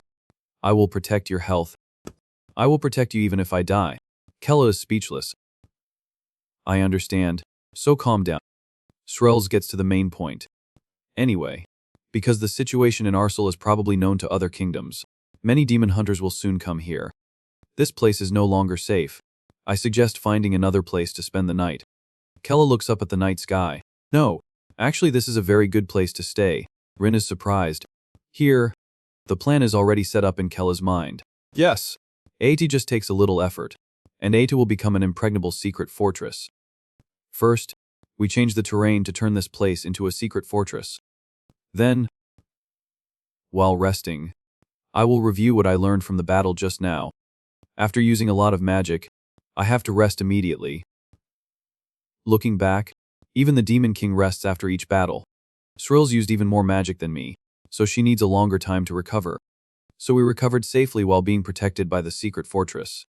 A panoramic view of the kingdom on a momentous day. Everyone comes to greet. Them two of Talkin. The white them of Talkin. Atis Killian, and Lord Deed too. Hayden announces. Your Holiness. The white them of Talkin has returned. Triumphant smile appears on Talua's face. Yes. Just looking at them is enough to give people goosebumps. Welcome back, my strongest them. The white them of Talkin. Deed. Who is behind? Teases. Captain Killian. Ada seems you have gotten much stronger in a short time. If General Killman could see Ada, he would be very happy. Audrey angrily hits his shoulder. Deed. Watch your mouth. He sneers, that loud voice, still as noisy as usual. Audria. Besides, there is also Kaka. Captain Killian. Do we really have to obey the summons of the Holiness? Even if I kill Kella, the anger in my heart may not subside. Killian does not rush to think about that. Sorry. Kaka. I still have something to show Curdly. They move to the exhibition room. Standing in front of Hell's head, Killian can't hide his hatred. So, Hades you. The murderer who killed my brother. Hell called him. Deed and Audria keep saying. Oh my. Scary. Shia. Be quiet. Killian mentions the purpose he came here. Curdly. Can the tracing magic work with just the head? Although she can't see, she can do things within her ability. Maybe. Captain. The blood on this head will help me trace those who are related to him by blood. The source of magic surrounds Hell. This is the first step for Killian's revenge. Hell. Open your eyes and look. Look clearly at what we are about to do. With the body only left with the head, what can Hell do? Many days pass. Srills is full of energy. Good. We have rested. It's time to deal with those bastards. Them two of Talkin will soon be summoned. That name does not ring a bell for Rin. Them two of Talkin. On the contrary, Srills knows very well. In fact, no one in Talu expects them one to kill the Demon King. To put it bluntly, they were just an experiment. The thing that Talua really put her heart and power into creating is them two. The white them of Talkin. Kella has heard of this name. The white them of Talkin. This them is led by Kilman's younger brother, Killian, an elite squad full of fighting geniuses. So Hell, who killed father, was that Kilman weaker than them? Speaking of Srills, she gets angry again, although I do not want to admit a time. But they are much stronger than Kilman. So strong that even I can't estimate a. That truth raises even more things in Kella's heart. Rin compares the number of people in her thim. So how do we invade Talua? The strategy Shrills puts forward is, the white them of Talkin is currently training far away. So if they want to gather, A2 will take some time, so we need to capture Talua as soon as possible. Kella recognizes the problem quite quickly. Talua is much bigger than Arsal. Just pure luck can't help us win. Then let us try that method. He confidently presents his idea. Srills, think about AT. With the mission of hunting me down, the white them of Talkin may have already gathered. The three of us attacking Talua will not work, so we need to build an army, create our base. Rin repeats in confusion, an army and a base. The battle method is already set up in Kella's mind. That is right, an army that is no less inferior when facing the white them of Talkin, and a base that will not fall no matter how much Talua's soldiers attack. We will build the strongest dungeon in history together. Two emotions, two expressions of Srills and Rin arise. The strongest dungeon. Obviously Kella will leave away. We can't bet on an uncertain battle. If we do, our end will be like father's. So we will create the strongest dungeon and start a war with Talua. Srills could not be happier. You are right, truly worthy of being the son of father. Kella is guilty and speechless. Luckily, I just came up with that idea. Both Srills and Rin become one. Now let us create our army. I know some pretty good people. Let us go. For our battle. For our battle. Kella does not know what emotion to let out. They really like my idea. Anyway, this is also what I want to do to buy more time. To build my own world, where no one bothers me. A map that I can bring into the real world. My own perfect world. Kella embraces that determination and engraves a tape in his heart. Srills, you said you know some trustworthy demons. You do not hide AT. That is right. Some generals. Kella should also start from the simplest thing. We need to find someone who knows the terrain and climate here. That is also what Srills thinks. I understand. Then I know some people. Let us go. After that, Kella spent quite a lot of time on his own purpose. On the way to the destination, I started learning about Arsal's magic. This is not something that can be easily learned in a short time. But thanks to the blood of the Demon King, I learned quite quickly. I am learning and using magic with these hands. AT feels like I am getting closer to the finish line. 4 days later, Srills leads everyone to find that character. We are almost there. Rin looks around uneasily. Demons live in such a desolate place. AT's not that Srills can't see AT. This place was not like this before, until the Talkin army came here. No one understands what she is saying. Suddenly Srills says these words. You too, at all costs, do not move. On the opposite side, someone with a spear rushes up. You damn Talkin.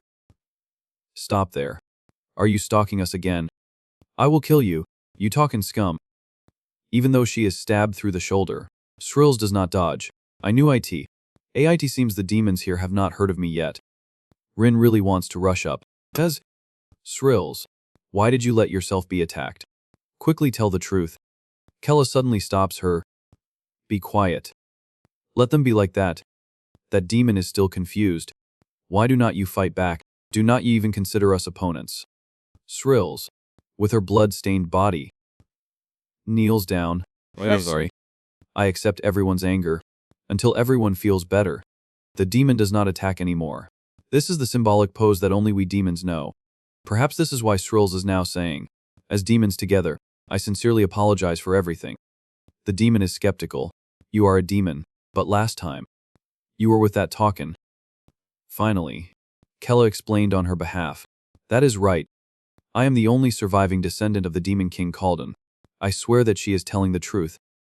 Finally, the Demon Legion accepts this powerful source of magic. He is indeed the son of the Demon King. You are Lord Kella. It is him. We, the Earth Demon Tribe, greet His Highness Kella Kalden. Rin thinks she is still dreaming. Master Kella, Srills' duty has been completed. Look, they have acknowledged you as the heir. Now Kella should move on to the next plan. The place where the Demon Tribe is located is no longer intact anywhere. It's true that Kella wants to rebuild this place. Excellent. Ada seems creating an army of my own is not difficult. That is the son of the great Demon King. Kella Kalden. The Earth Demon Tribe greets Prince Kella Kalden. Everyone below is shouting with the appearance of Kella Kalden. Just give the order, and we will prepare everything you need. Your Highness. This place has a very different architectural style compared to the Demon King's castle in Arsal. Building such a massive city without using magic is a feat, showing that the mineral resources here are quite abundant, and the terrain is also extremely advantageous. I can't believe there is such a large city. Hidden underground. Oh, of sight of the outside world. You are right, Shrills. We need the Earth Demon tribe's power. Shrills smiles. See, I told you I was not wrong. Besides them, there is still an outstanding warrior that we need to recruit. An outstanding warrior. Talkin discovered this city on the way to the Demon King's castle. The demons are hiding here. We can't let any demons survive. Kill all those filthy earth demons. Run. Ates Talwa's soldiers. Save me. Under the orders of General Killman, the forest surrounding this city was burned to ashes. This pushed the Earth Demon tribe to the brink of extinction. But at that time, you demons, why did you kill those who had no power to resist? I can't let those who have lost the honor of a warrior touch these children. A demon who would sacrifice himself to protect children. Warrior. What is your name? I am Douglas, the child of the Earth Demon tribe. Talwa's soldier asks again. Douglas. Right. And looks at Douglas with a confused gaze. It would have been good if you were born a human. Talwa orders the entire army. Stop fighting. We will leave this place and continue to the Demon King's castle. Douglas is stunned. What? Shrills looks at Douglas and says, your courage saved the entire tribe. But Douglas still does not understand what that sentence means. Still decides to stay with the children. Douglas did not run away but stayed until the end to protect the children. Really, even his name sounds trustworthy. An Earth Demon with super fighting ability is indeed an unexpected gain. I want to meet this Earth Demon named Douglas. But Lord Kella, Douglas is quite stubborn. It might be better if you choose someone else. No, I will take Douglas with me. Where is he? Kella quickly goes to find Douglas, expressing his intention to take him with him. You do not want to listen to my orders. You may really be the son of the Demon King, but I have no obligation to listen to your orders. So if I use force, then I will fight to my last breath. Why do you want to stay here so much? Douglas replies, I was born and raised in this place, so I have an obligation to protect my hometown. Therefore I can't leave here. You are as stubborn as everyone said. I am very sorry. Kella silently goes home. Annoying. How many more times do I have to withdraw? I used to try very hard to get an orc ally like Douglas. His mind is made up, so it seems there is no way. On the way back, Kella lingers to see the beautiful architecture here. The architecture here is quite solid. If someone who has mastered the knowledge of the Earth Demon tribe follows and assists me, then... Ahead, Shrills and Rin are drunkenly chattering. The Earth Demon tribe's alcohol is the best. Master, try it. Seeing this, Kella gets angry. These drunks, even at this moment, they do not bother to scout. Kella takes the glass and tries a time. What is this? Why does the beer taste like sweet potato? Shrills wonders. What is sweet potato? Kella spits out some incomprehensible words again. He is really as drunk as a top. The people enter and laugh. Oh my. You are all drunk. Take them to our most luxurious restroom. The next morning, when the sun is at its peak, Kella is still sound asleep in the room, but he can still hear footsteps outside. The door suddenly opens. A geepy of people storms in, holding an axe in their hands. Kella pretends to lie still to see what they are going to do. Strongman swings his axe and says, the coward Kella, today you will lose your life here. Douglas exclaims. What? Kella opens his eyes and says, okay, with this I am sure. Damn he is not asleep. The traitor Kella. Kill him. Kella flies out of bed, recalling the actions that Douglas did. At first Kella was also a little suspicious. Why does Douglas keep making things that are not weapons in the forge? Those chains clearly do not fit the orcs at all. After paying close attention, Kella sees someone following. From that moment, Kella started observing more carefully, and discovers a wall with an extremely sophisticated magic barrier. If he had not inherited the Demon King's magic, Kella would not have been able to recognize Atai. There is another strange point. Shrills clearly said Douglas is protecting the small brew of dark elves. But Kella has never seen any children in this village. At that time everything was clear. Kella observes carefully. No matter how dangerous AT is, he still decides to rush forward, flying UV Douglas's head.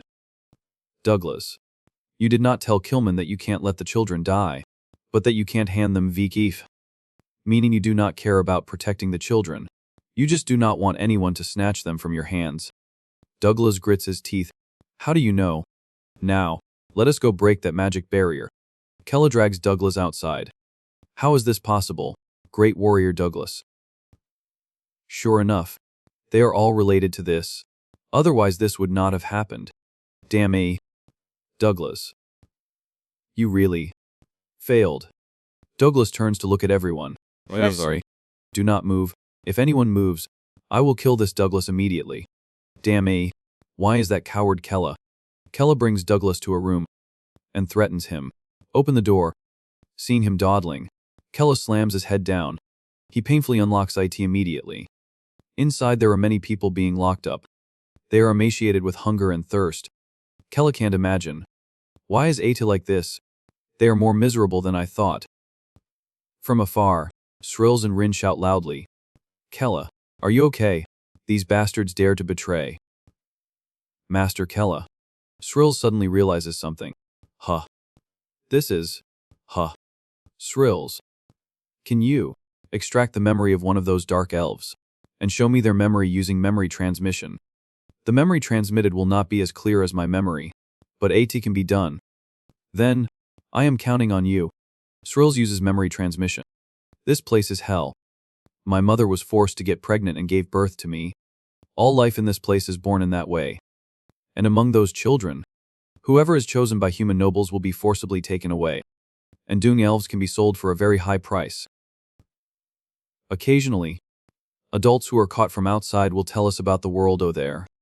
Endless blue sky and vast, wonderful food and carefree travels are things that we never see in this place. If there is one wish before death, even if it ties just one, please let our descendants be able to go outside and experience those things for themselves. This life is too tragic. These earth demons are all bastards. Breaking of the memory, Kella looks at the earth demons with hateful eyes, rushing UV and punching them. The screams are deafening. Not to mention Douglas was kicked off the cliff by Kella.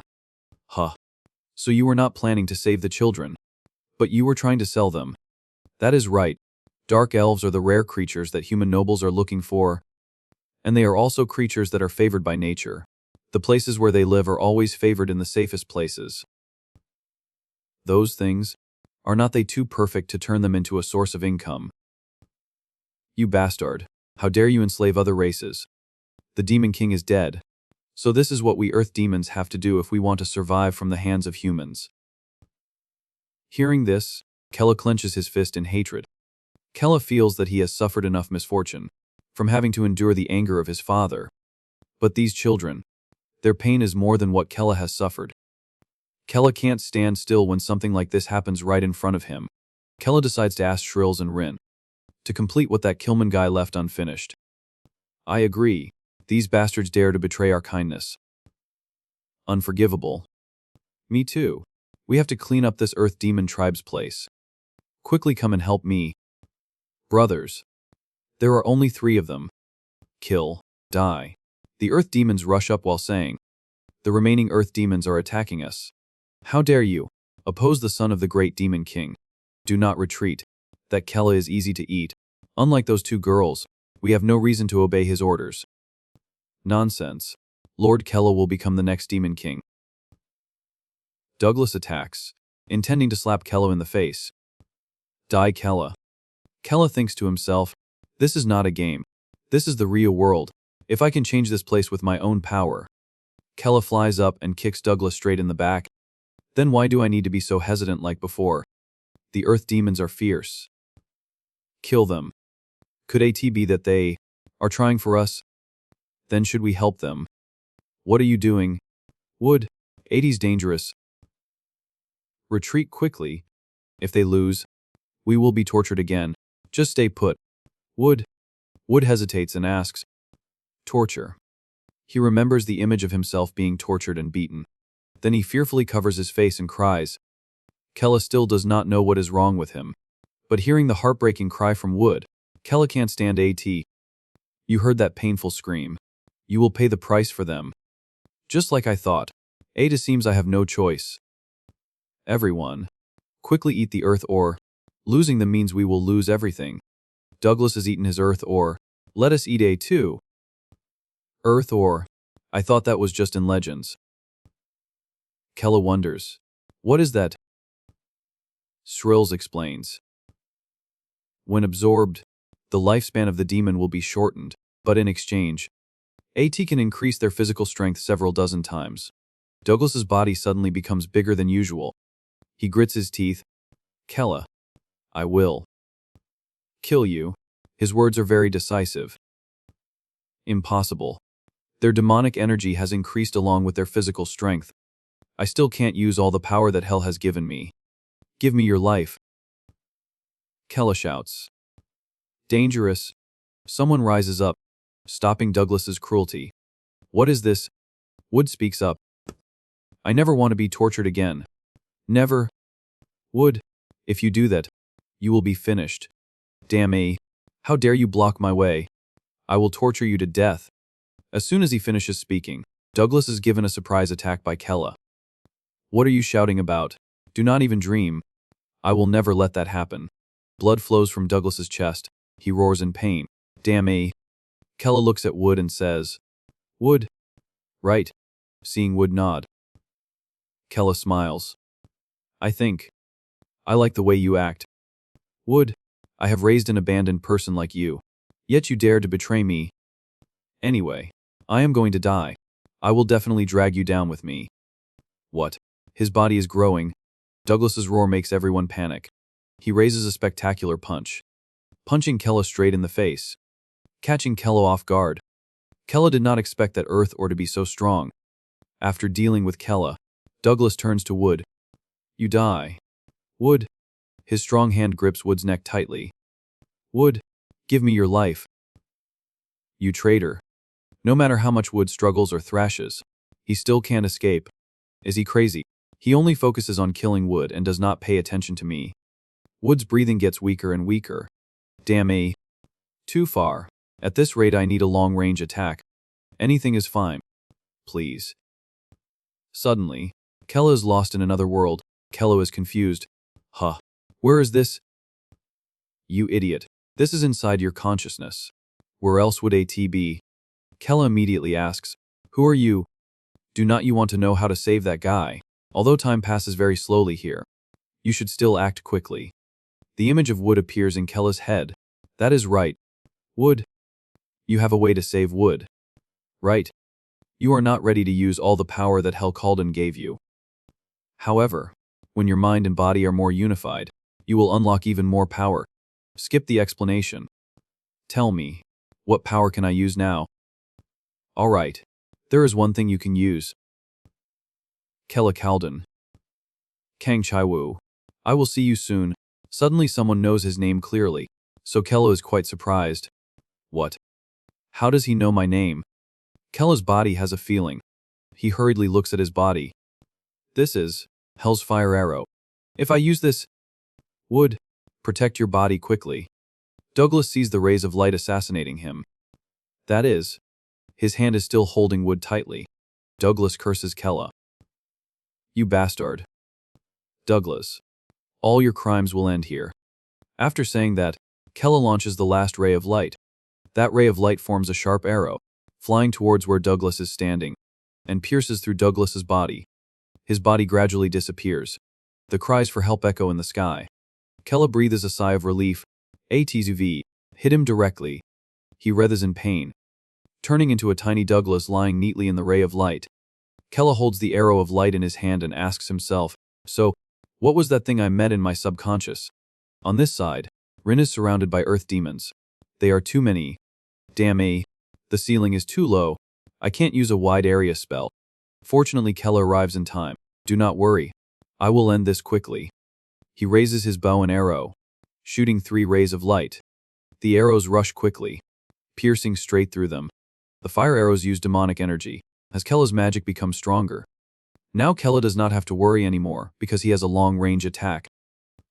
Very good. Too good. The earth ore has returned to its original state. Finally, everything has been dealt with. This earth ore is much stronger than Shrill's predicted. Rin does not know this thing can burn the user's lifespan. We must research this thing. Now all of you are Fikia. Do not let bastards like those earth demons catch you again. Try to live well. Freedom. Are we free? That is right. Now you can go. Can we take our children with us?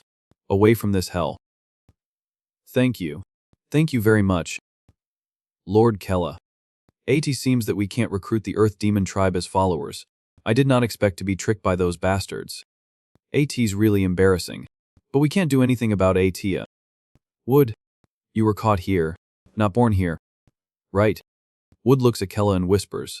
Yes. And I think you do not have any relatives either. Right. He chokes up, heartbroken, and lowers his face to answer. Yes. Then come with us. We need an earth demon who can lead the way. But I am not an earth demon, and I am not very good at navigation either. I can't help you. Do not worry. You are a creature favored by nature. And you have also shown that when facing danger, you are braver than anyone else. That is enough. Now stand up and come with me. Wood hesitates and tells Kella about his childhood. Lord Kella, I can't remember what my parents looked like. I was abandoned somewhere and brought here, then went through a painful life. I have lived in this hell until now, and I thought I would have to live like this until I die. Can I really leave this place? Can I really follow you? At's not following, but going with me. Now let us get out of here. Wood trustingly puts his hand in Kella's to be pulled up. Thank you, Lord Kella. The people who were saved by Kella hug each other in happiness. So we have dealt with the Earth Demon tribe and freed the Dark Elves who were imprisoned. I was also quite worried because they have never been in contact with the outside world, but they are a race favored by nature. So no matter where they live or how they live, At's much better than this place. Wood is also secretly happy when he sees the scene before him. The sky in this place has also become clear and no longer gloomy like before. Before leaving, Rin warns Wood. Listen. You newbie. You have to listen. Understand, Wood politely replies. Yes. Whatever you want. I will do 8. Then let us find a place with a river first. Wood immediately says. A river. I smell water on the other side. Rin glances. You are pretty good. But remember to listen. Understand. Wood turns and says. Thank you. Kella wonders. Shrills. Why do we have to find a river? Because we can't just keep walking like this. We need to find something to ride. If we find a river, we might find something. Suddenly, Rin shouts. Hurry up and catch a dragon. Shrills angrily scolds. Do not keep talking about catching a dragon. Finding a unicorn would be lucky enough. Okay. Then let us go in the direction that Wood pointed.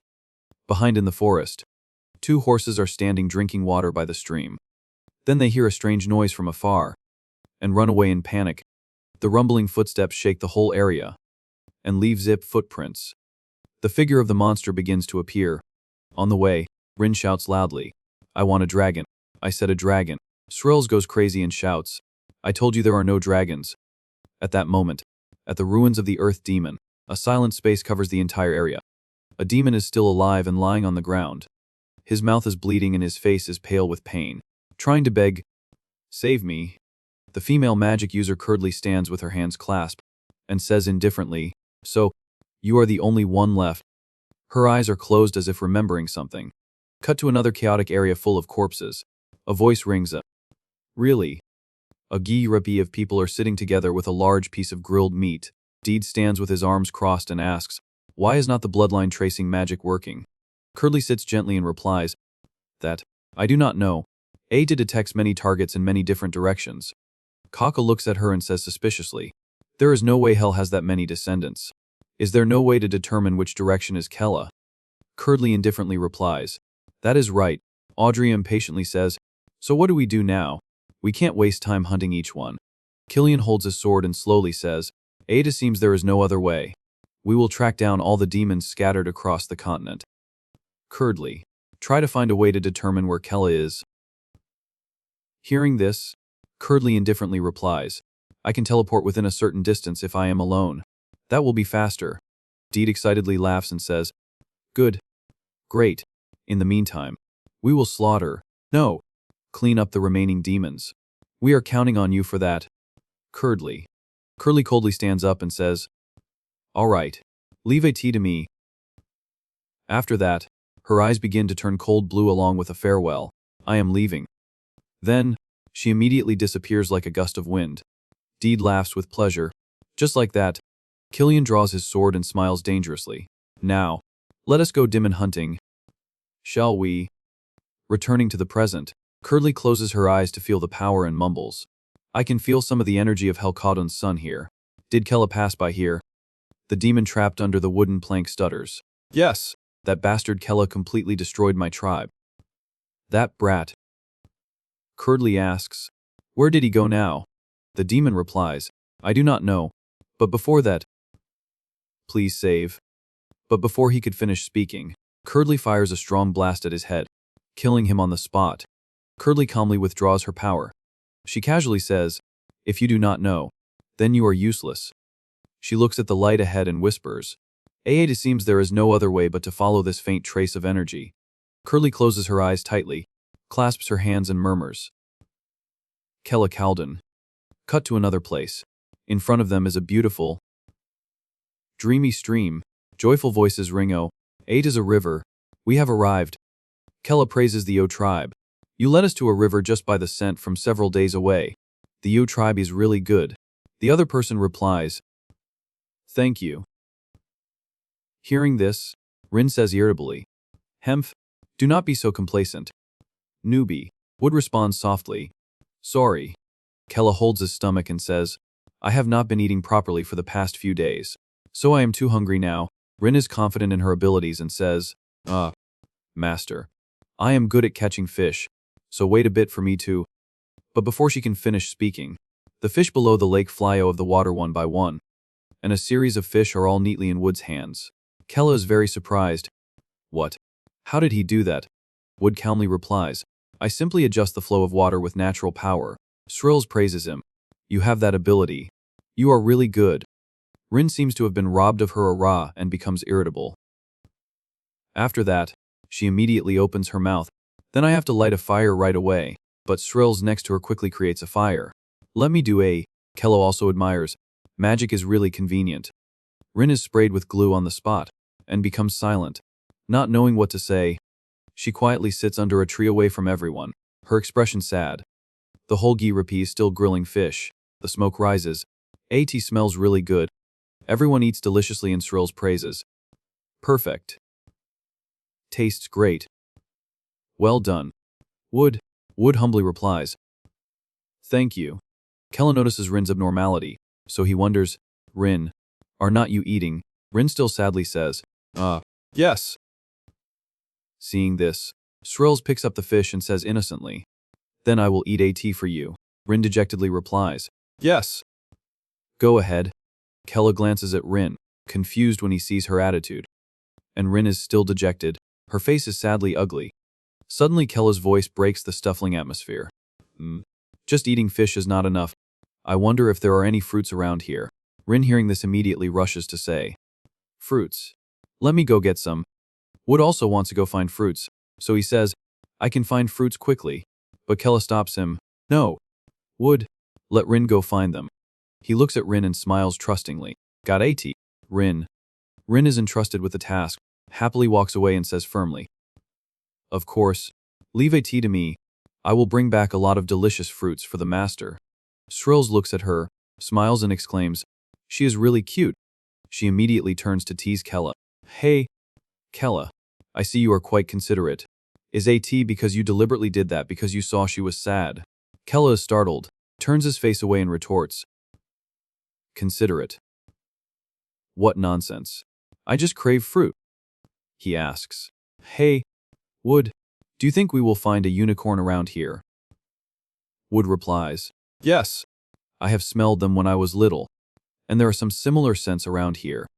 Kella lowers his head and says cautiously, I hope there will also be dragons like Rin said. Shrills hearing this says sternly, I told you. Where are you going to find dragons? Inside the forest, noisy voice rises. Fruits. Delicious fresh fruits. Rin happily walks and looks for fruits. Here 8 is. She stumps her feet and jumps on something like a large wooden tree and leans on the tree to pick fruits. I have to quickly bring delicious fruits back for the master. I can't let the newbie take everything. Rin happily reaches out to pick the sweet fruit. Perfect. A ripe apple. Suddenly there is a large movement under her feet. She shouts. Earthquake. Rin's face freezes. She glances down and realizes something. The eyes of the giant animal widen. Growling terrifyingly. Rin is stunned when she realizes that she is standing on the head of the giant dragon. She cries in fear. "At's a dragon." At the Gibripi, Kello is still sitting and talking with each other. Shrill speaks up and asks, "So, you said that you can sense the ley lines naturally?" Wood says honestly, "Yes. Although I do not know how to describe it, I can feel the natural energy within a certain range." Kella thinks, "Is A to like the map in the game?" Srulls laughs heartily and says, "That is a pretty good ability to find dungeons." Wood says quite worriedly, "But the distance I can sense is not very far, so I am not sure how much I can help." Kella asks him, "Can you expand the distance by practicing?" Wood replies, "I heard there is a way." Kella curiously asks, "What way?" Wood says seriously, "By absorbing the heavenly eye stone of a dragon that has lived for more than a millennium, I will be able to expand the range of sensing natural energy hundreds of times." Kella hearing this says in shock, "Hundreds of times? That is amazing." Srills finds it hard to believe when she hears everyone say, "Finding a dragon is already difficult. Besides, even if we find one, there is no way we can kill AT." Kella looks blankly at her. "Srills, are dragons really that strong?" Srills narrows her eyes, thinks about the animal and replies seriously, "Yes. Dragons are basically at the top of the food chain in nature. Moreover, dragons extremely hate the demon race. Those who can tame dragons are only a small number of humans who possess extremely strong will." Kella hearing this can't help but wonder, "80's strange. Only humans, the weakest species, can tame dragons." Srill says amusingly, "I do not think we should try to understand the nature of dragons." Kella says in a low voice, "Anyway, the heavenly eye stone of a dragon. I wish there was a way to get one." Srills immediately refutes, "There is no way we will find a dragon, so do not think too much. AT's better to give up." Kella says in disappointment, "I think you are right. I wish we could find one for Wood." From afar, Rin rushes back with the large dragon behind and cries for help. "Master, there is a dragon. Save me." Srills is horrified and does not believe her eyes. "What?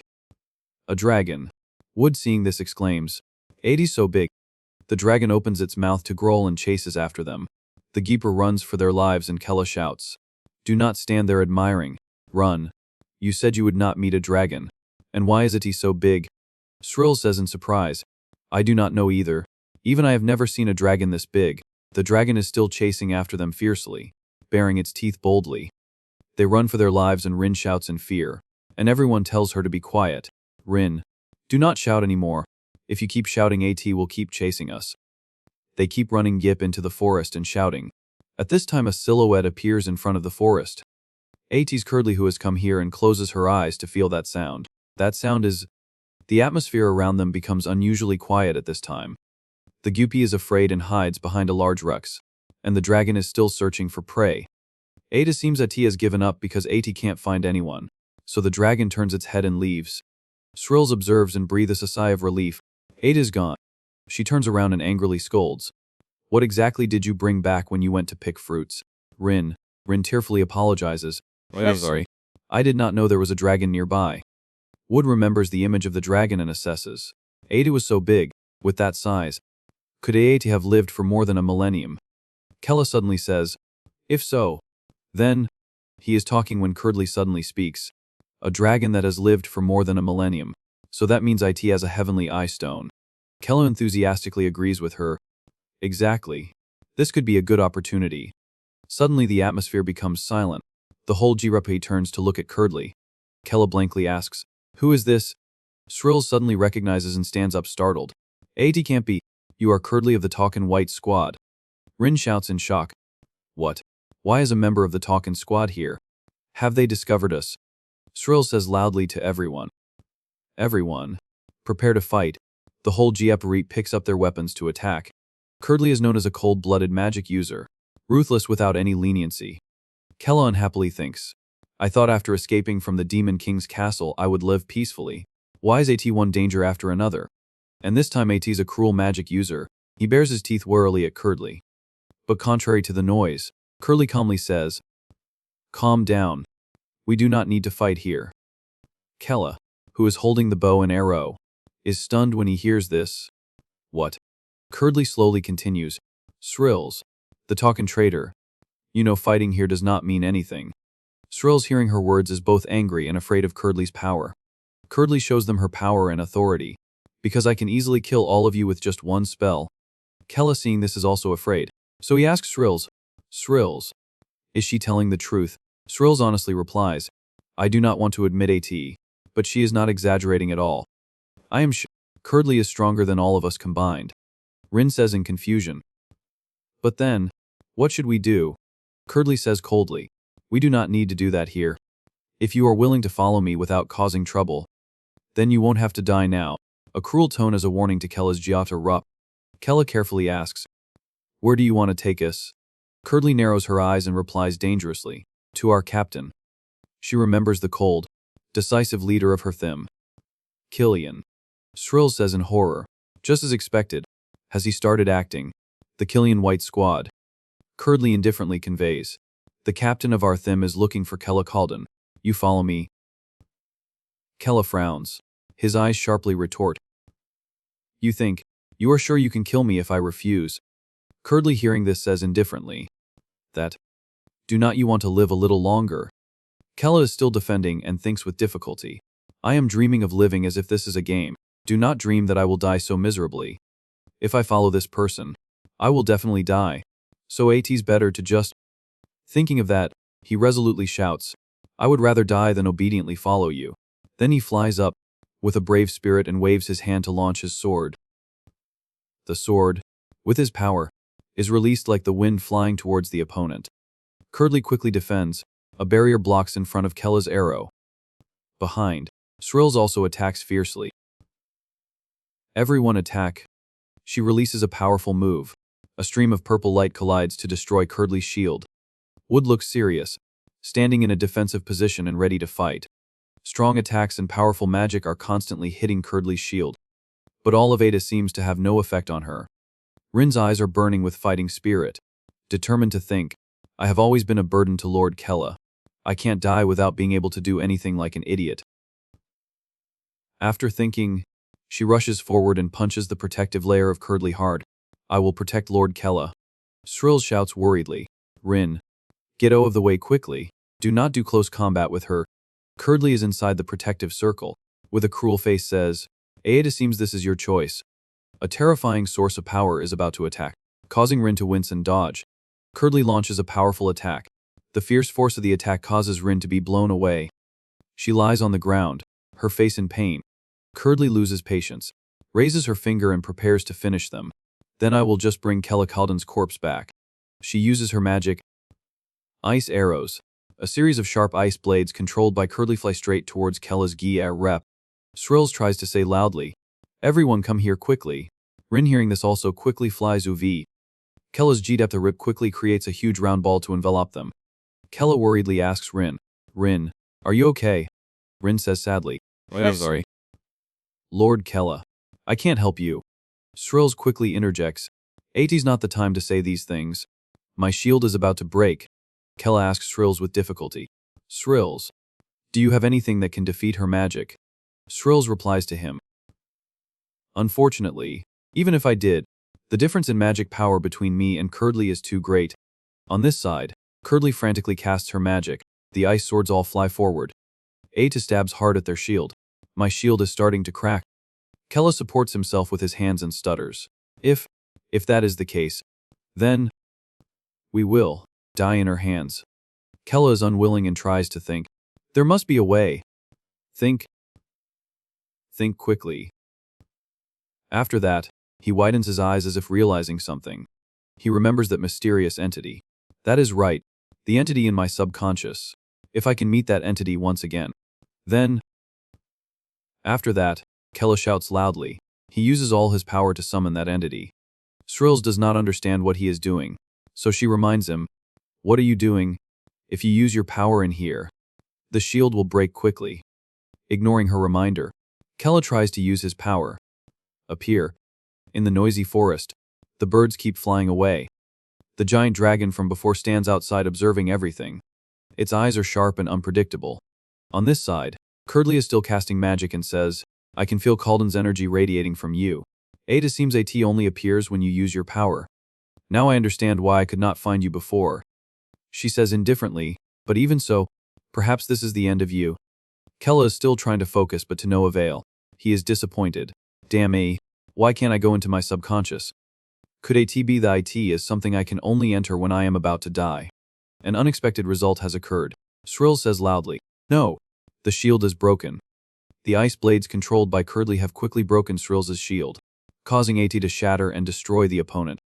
Kella does not give up and shouts angrily, "No!" From somewhere, the giant dragon flies UV to block in front of them and glances at Curdly. The dragon looks towards Kella's Geeper rep. Everyone is surprised. What? That dragon is protecting us. Curdly is a little surprised and wonders, why is AT doing that? The dragon spreads its huge wings and flies closer to them. Ada puts its face to Kella's hand and smiles, making him stunned. Huh. He widens his eyes in surprise when he feels the dragon's memories.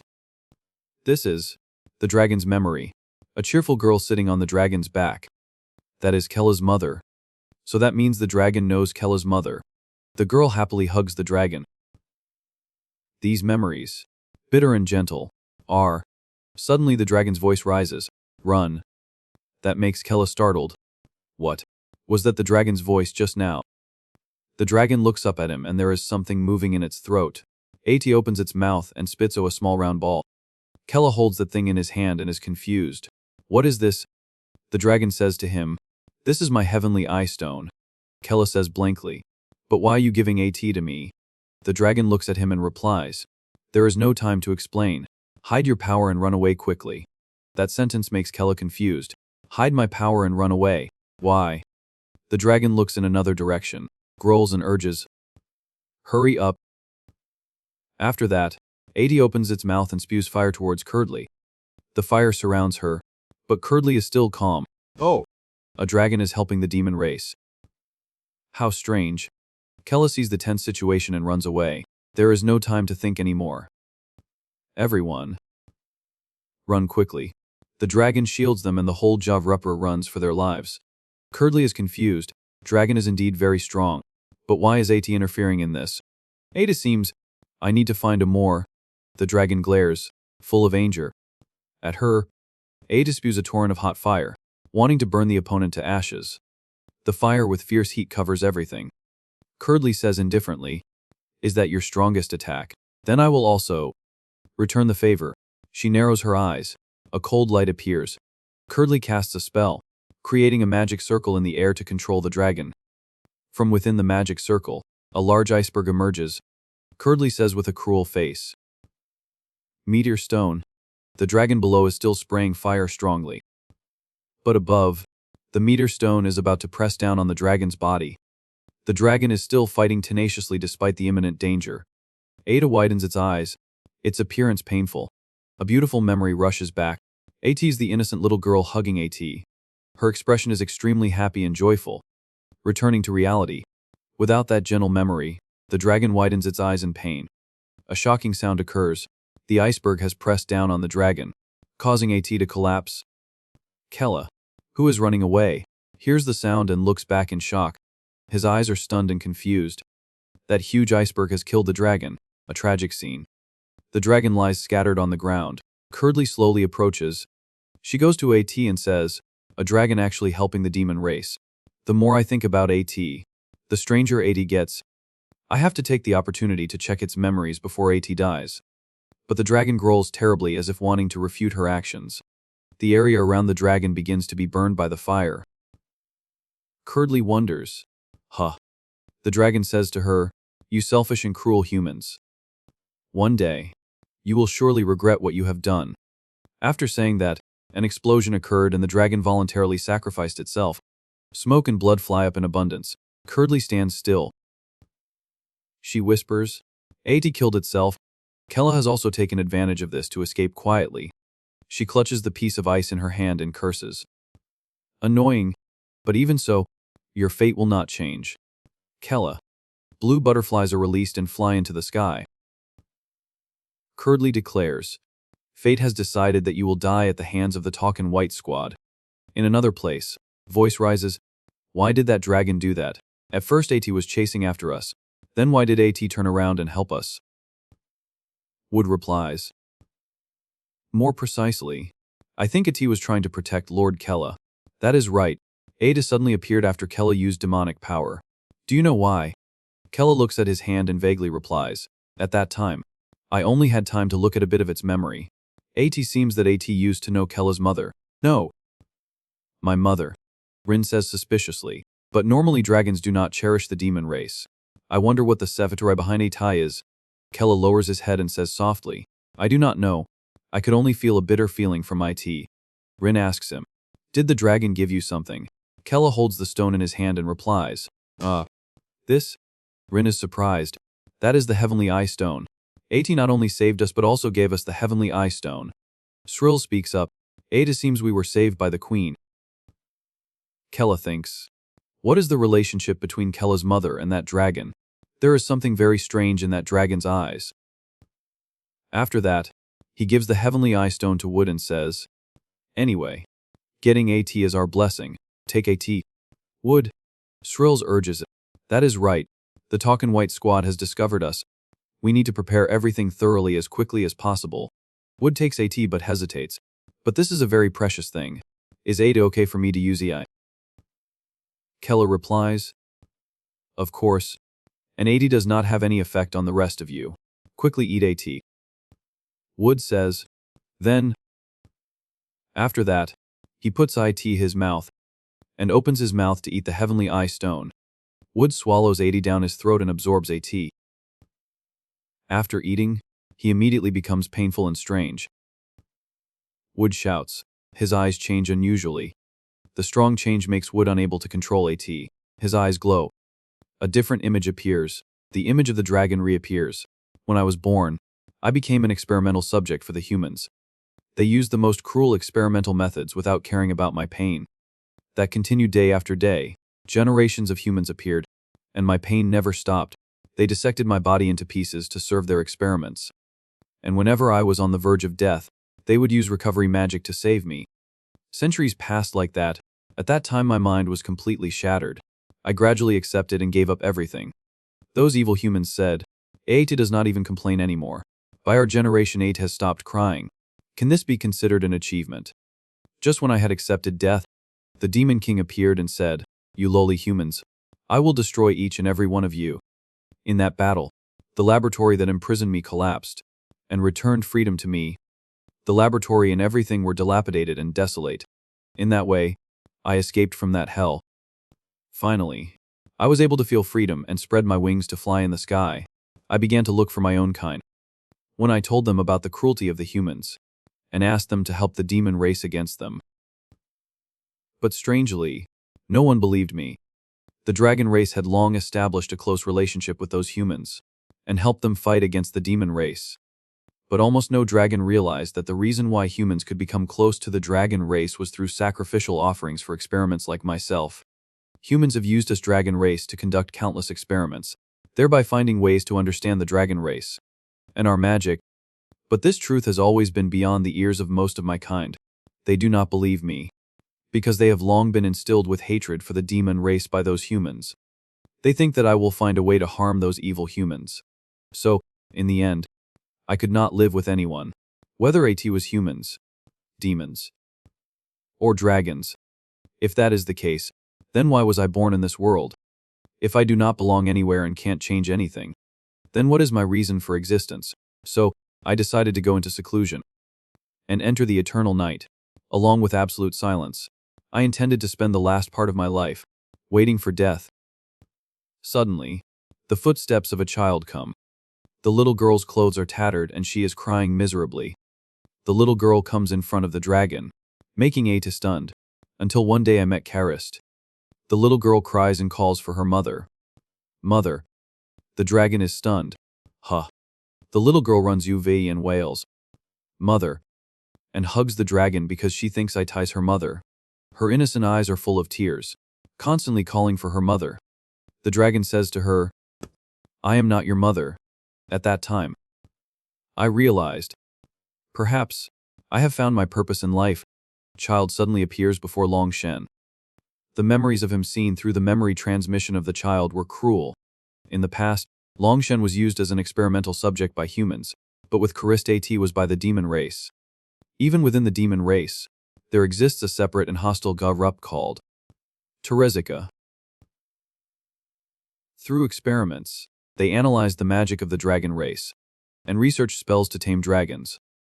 Just hatched from the egg, Charist was immediately captured by Tarsika and used for experiments.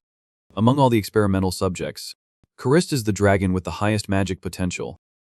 From the moment she was born, she had a body that could use the difficult dragon arts and even transformation magic. Therefore, Charist became the main experimental target of Tarsika.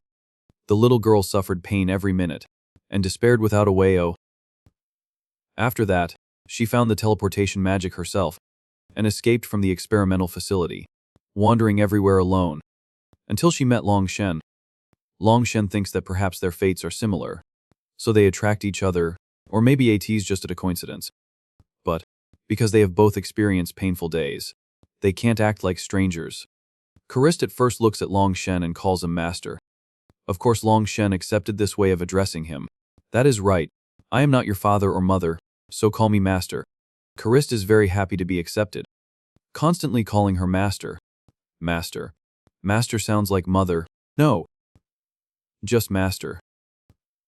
After that, Long Shen taught Charist many things. About how the world works, about how a dragon should live, and all the dragon arts he knows.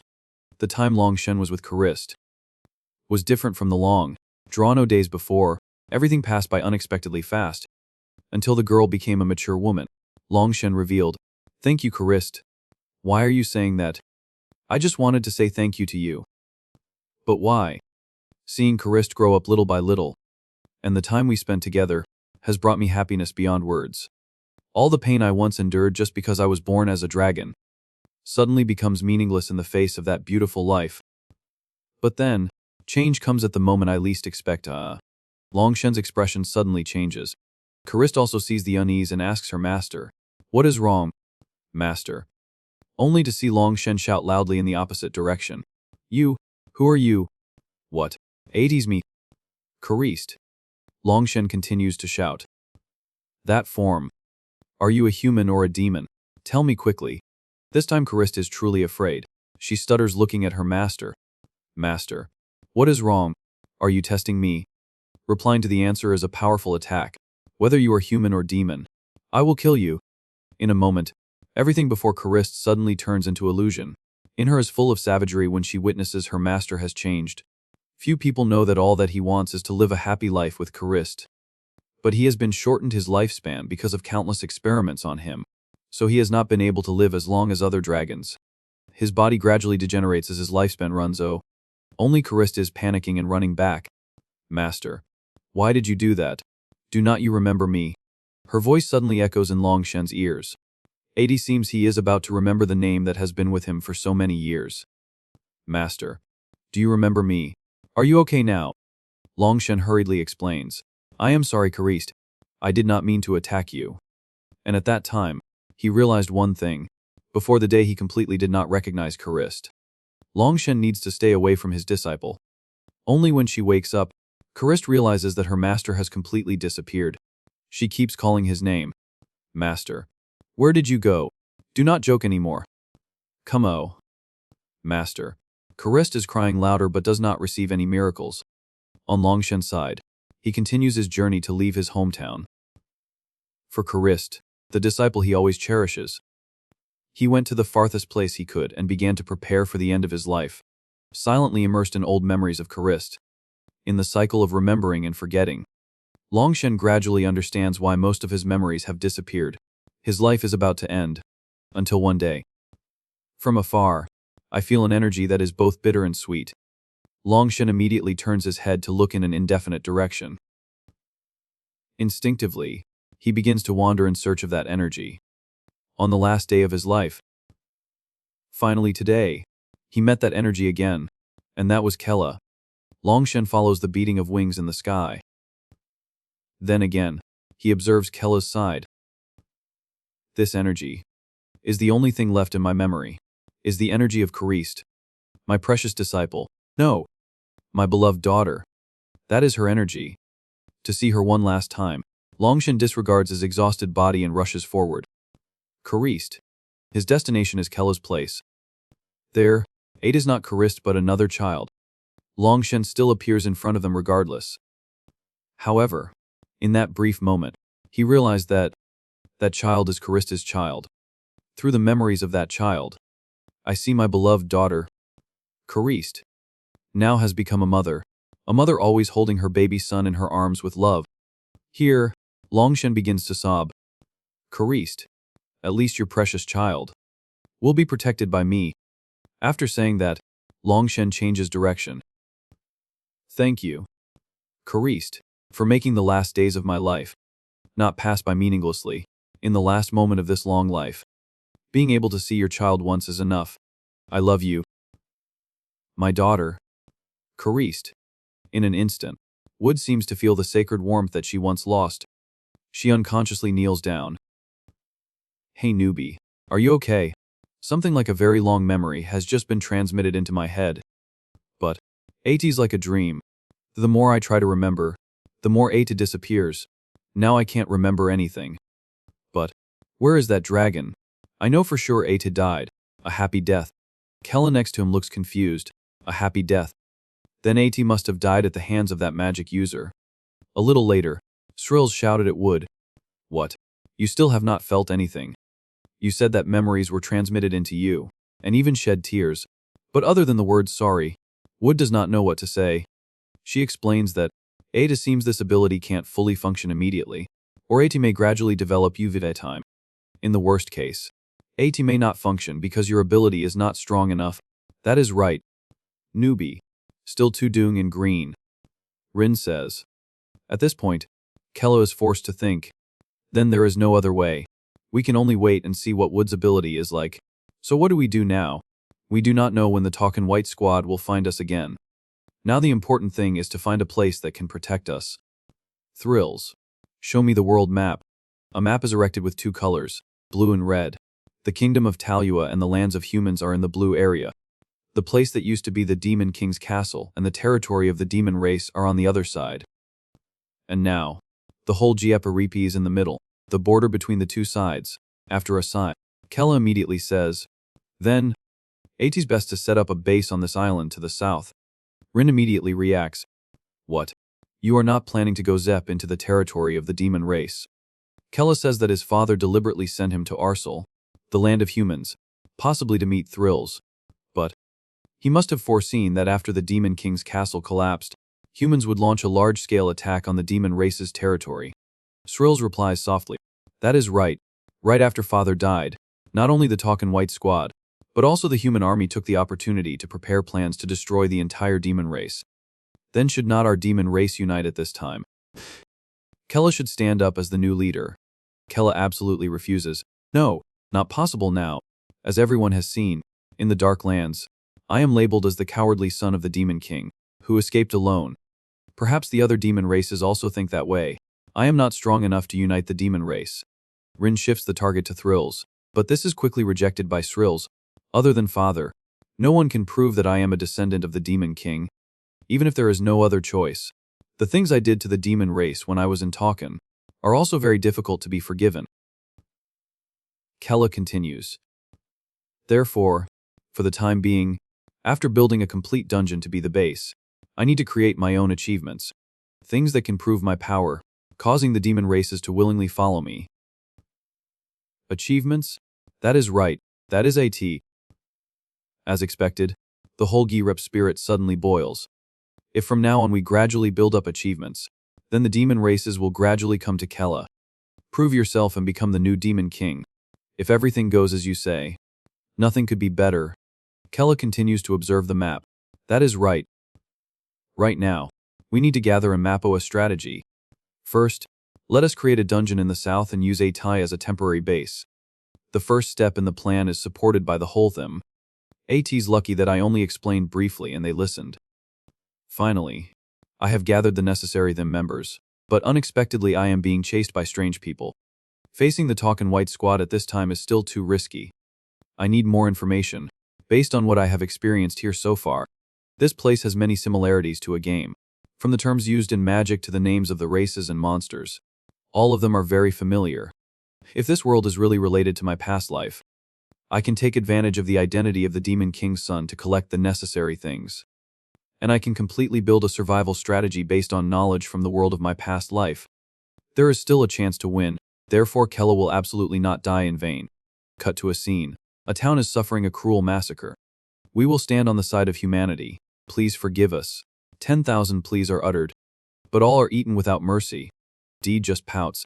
He looks rudely at the scene in front. What did you just say? I can't hear you clearly. You cruel people. We clearly declared surrender. Why are you still slaughtering us like this? You demons. Shut up and die.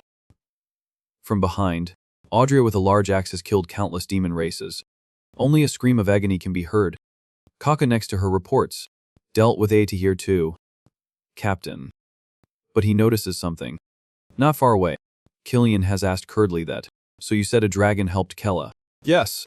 I still can't find the reason. Moreover, you encountered them in the border area not far from the Dark Lands. Currently, we are continuing to investigate through the butterflies. That is right. AT's hard for him to actively step into the demon race's territory that has been burned into a sea of fire anymore. Then let us end AT here, then move to Curdley's place. Curdley hearing this reacts. What? What about the remaining demons? We erase them all. Calm down. Audria. AT's not too late to kill them after killing Kella. Right. At this moment, just 1 second sooner, I want to personally erase the Kell bloodline that killed my brother. Returning to Kella's place, he suddenly feels a chill. Why do I suddenly feel so cold? We have been running south for a week without rest, so AT's normal to be this cold. Kella suddenly thinks, on the way there are no signs of being chased by Talkin. I hope AT stays like that and we do not encounter them. At least until I have prepared everything. Midway, the unicorns suddenly break hard. Why did the unicorn stop so suddenly? Wood notices that they refuse to go any further. Ada seems they feel the environment ahead is not suitable for survival. Ada's okay. We have arrived anyway. Then let the unicorns return. Wood, according to the instructions, has thanked for the help. Thank you. Please return safely. So the whole get the Rupip said goodbye to them. However, the weather in this place is very harsh, enough to make Rin tremble. In this kind of weather, AT's difficult for both humans and demons to live. This is exactly the kind of place we are looking for. Kella replies, let us find a suitable place. Meanwhile, on the way the unicorns return, they have fallen into the sights of the butterflies. Those are Curdley's sensory spirits. From afar, she suddenly thinks, unicorns that are afraid of the cold appear from the south. Moreover, 4 appear at the same time. Cut to a scene. Kella's Gibrapi has arrived at the beach. According to Wood, the cave on that island has the most stable structure. Are there any discoveries on the island? Like monsters, for example? Wait, I'm sorry. My eye heart only works on nature. I can't sense living beings. Shrills continues. Look at the old boats nearby. Ada seems no one has visited the island for a long time. Can we use this boat? Ada seems we can use AT. All 4 immediately get into the boat and fly to the island. The distance from the mainland to the island is about 200 meters. Not too far, but the water is deepy and the waves are strong. Even if someone wants to break into the island, AT is easy to control. They enter a cave entrance. The entrance is wider than I thought. Shrills, can you create an illusion to cover the entrance? Shrills says that AT's not difficult, after using her power, to create a fixed screen. Very quickly, the illusion is completed. The Gibrapi continues to move deeper. Kella says, Ada seems this place has been used for a long time. Let us go around and see what is there first. Following the Sefturi, they have discovered that this entrance is divided into 2 branches. Kella wants Wood to explain the detailed structure inside and she has agreed. According to Wood, both paths extend quite deeply. In the middle there is an open space. Then, the path narrows and leads to the largest open space. Beyond that place, in the deepest part, there is a final path, connecting to a small exit. Kella immediately calculates. First we divide into 2 groups. Check if there is anything unusual in the hallway. Then meet in the middle area. Shrills quickly snatches Kella. Then I and Kella will go this way. Rin also wants to be on the same them with him, so she also snatches one hand. No, I will go with Lord Kella. Is there a problem? AT's just that. After all, we do not know what will happen in the hallway. Right. Obviously the 2 strongest should be separated. Is that so? No way. Shrills immediately pleases her friend. Then I will go with Wood. Before separating, Kella carefully instructs the whole Jeep Ruppy to check carefully if there is anything unusual. Then meet in the middle area. Got AT Kella. At Wood and Shrills' place, Wood discovers a glowing stone. That is a light ice ore, a crystal formed from ice and ice system magic. Seeing that AT is still glowing like that, the person who made it must be a fairly skilled magic user. I understand. The next second, Shrills' voice suddenly changes. Wood. Remember this? I still do not trust you. Huh. What do you mean? Even though Kella has chosen you and we are traveling together, I am not the type of person who easily trusts companions. Both look at each other with 4 eyes. Wood then sighs. Companion is too much. Please just see me as a slave. This makes Shrills a little curious. She turns away and says that, I still do not like you. Wood can't do anything but continue. Meanwhile, Kella has also discovered the light ice ore. AT would be good if AT could be made in the future. Yes. Lord Kella, I will study ice system magic. Lord Kella, there is a Riki ahead. Be careful not to trip. Okay. Seeing that she has protected Kella, Rin is momentarily happy. Only Kella wonders why she is so energetic. After a while, something rolls to Kella's place. AT's slime. Slime. Something I have only seen in games. I really want to touch one. Unfortunately, Rin sees AT as something dangerous, so she attacks forcefully. Mere slime dares to block Lord Kella's way. I will make you extinct. With that, Rin looks at Kella proudly. Is she waiting to be praised? To please Rin, Kella reluctantly praises her. Well done. Do not say that. Lord Kella, do not worry. Whatever appears, I will take care of AT. Calm down. Suddenly, a tremor occurs at the end of the road. AT is strong enough for Kella and Rin to care. Without knowing when, a super huge stone monster is in front of them. AT is the golem in legend. Kella looks surprised. A golem this huge. Rin, hide behind me.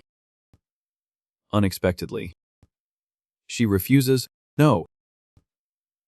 Whatever appears, I will take care of AT. I have made AT clear. The contradiction is temporarily resolved. Shrills continues to explore the cave and this time she has discovered something. No. This is a crystal necklace. T's old, but looks quite expensive.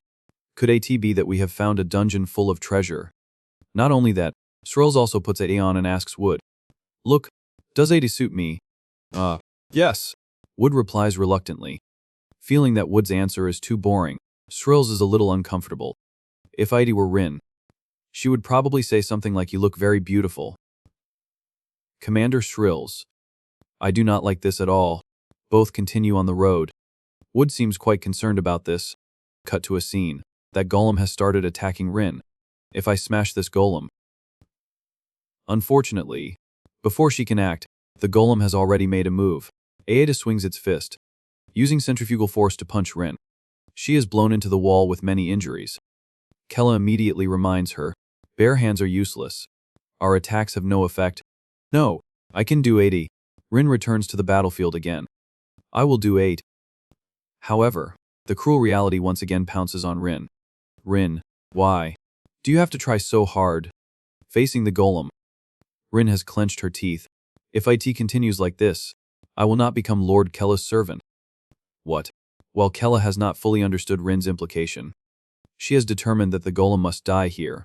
When she first came to the Demon King's castle as a servant, at that time the Demon King asked Kella, do you want to be friends with a servant? Yes. Father, I want to be friends with Rin. Are you kidding? Servants are just servants. Proceed with the contract immediately. Rin has looked at Kella with a lot of worry, but other than crying, Kella can't do anything. Therefore, Kella made a contract. I apologize. In the name of Kella Kaldan, I will take Rin as my servant. Thank you. In Rin's heart at that time, many secret feelings arose. Lord Kella, you once said you wanted to treat me as a friend, not a servant. Just hearing those words, I was very happy. Ada felt like I was recognized as a human being. That day, when I saw Lord Kella crying and falling asleep, I swore that I will serve Lord Kella so that he becomes the greatest demon king. I will try really hard. Really hard.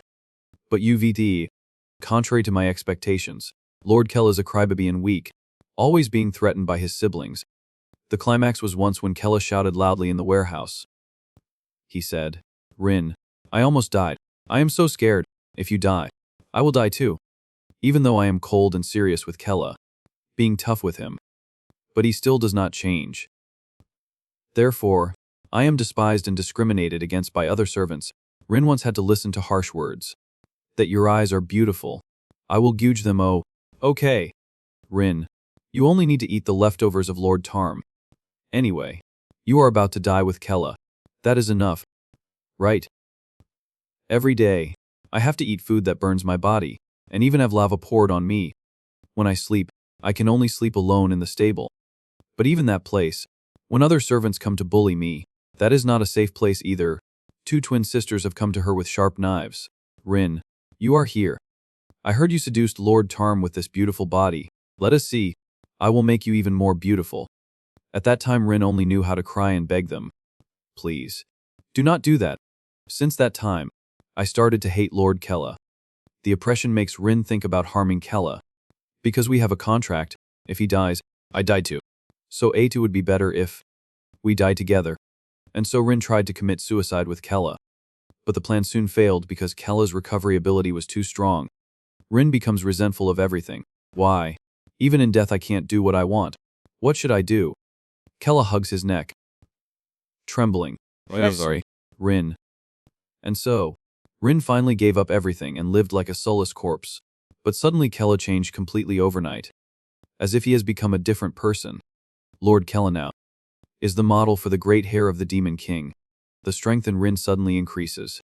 She rushes to the golem with all her will, and I just keep blocking his way. The slash is released. If I am just a troublesome servant like that. She has touched the head of the golem. I can't be by Lord Kella's side, successfully destroying AT. The entire body of the golem falls down like a waterfall. Rin returns to Kella's place, affirming her victory just now. Her voice becomes hesitant. I absolutely do not want to be abandoned by Lord Kella. Kella is very surprised at what Rin has done for him. But the battle is not really Uvita, when that golem suddenly attacks from behind. Until Rin realizes, she has become its target. This time I tease Kella's turn to participate in the battle. He uses a punch to pierce through the golem's body. The destructive power is extremely terrible, causing AT to fall backwards. Kella immediately supports Rin. Are you an idiot? Every time I am in danger, you risk your life to protect me. How can I abandon a servant like that? Rin momentarily tears up. Lord Kella, even if you say you will leave in the future, I will not let you leave. Kella continues. So do not regret AT. At this point, Rin can't hold back her tears and cries like a child. She hugs Kella tightly. I have all of Rin and Kella's memories. This feeling of Rin is genuine. For the future, I must train Rin to become the strongest servant.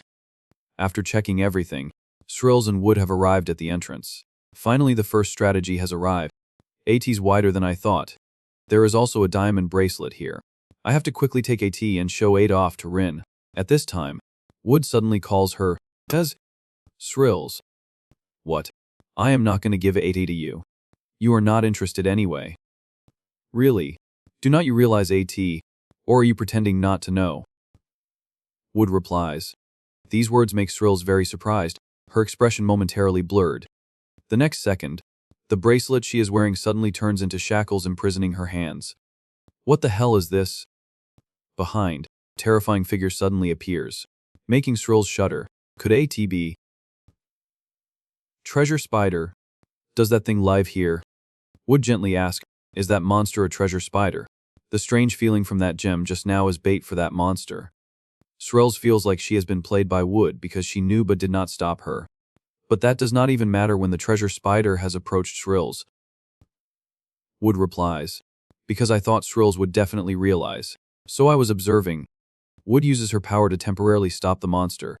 I thought Srills already had a plan. I thought so. Srills thinks to herself, a monster like that is nothing to me. But I was careless and, in this state, I can't summon my staff.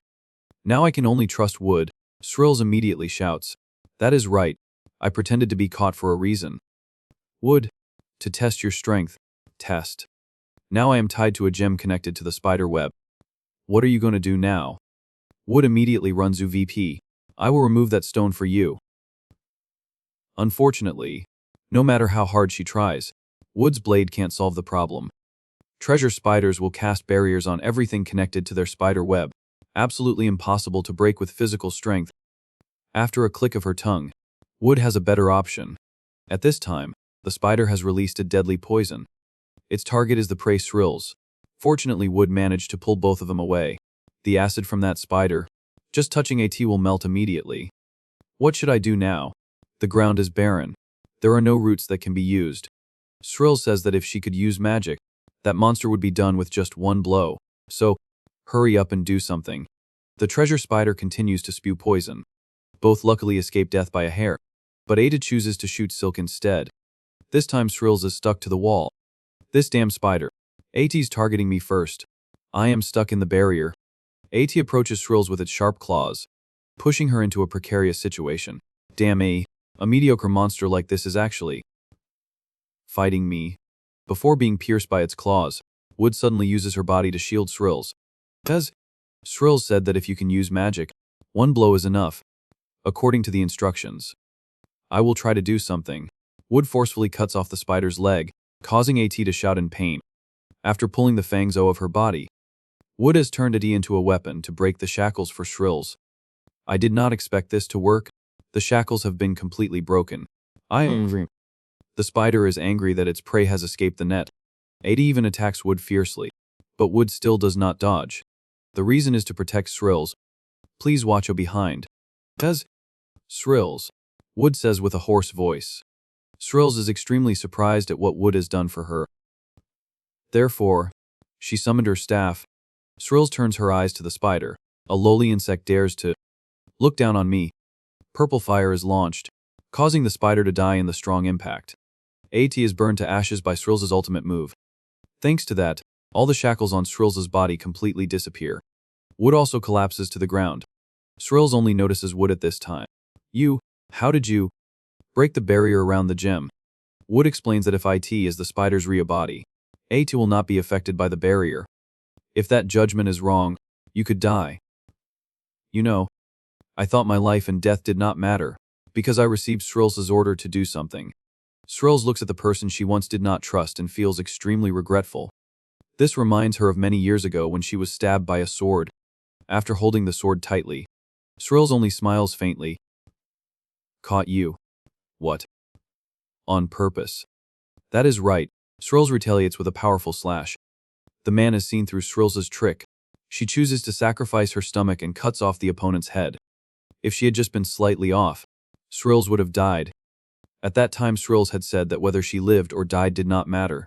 She only followed the instructions to destroy the opponent at all costs. This makes the man very confused. You are really stubborn. This test is passed. At that time, somehow, I struggled to achieve my goal. Wood. This kid, she always has a melancholy look, but she is no different from me in the past.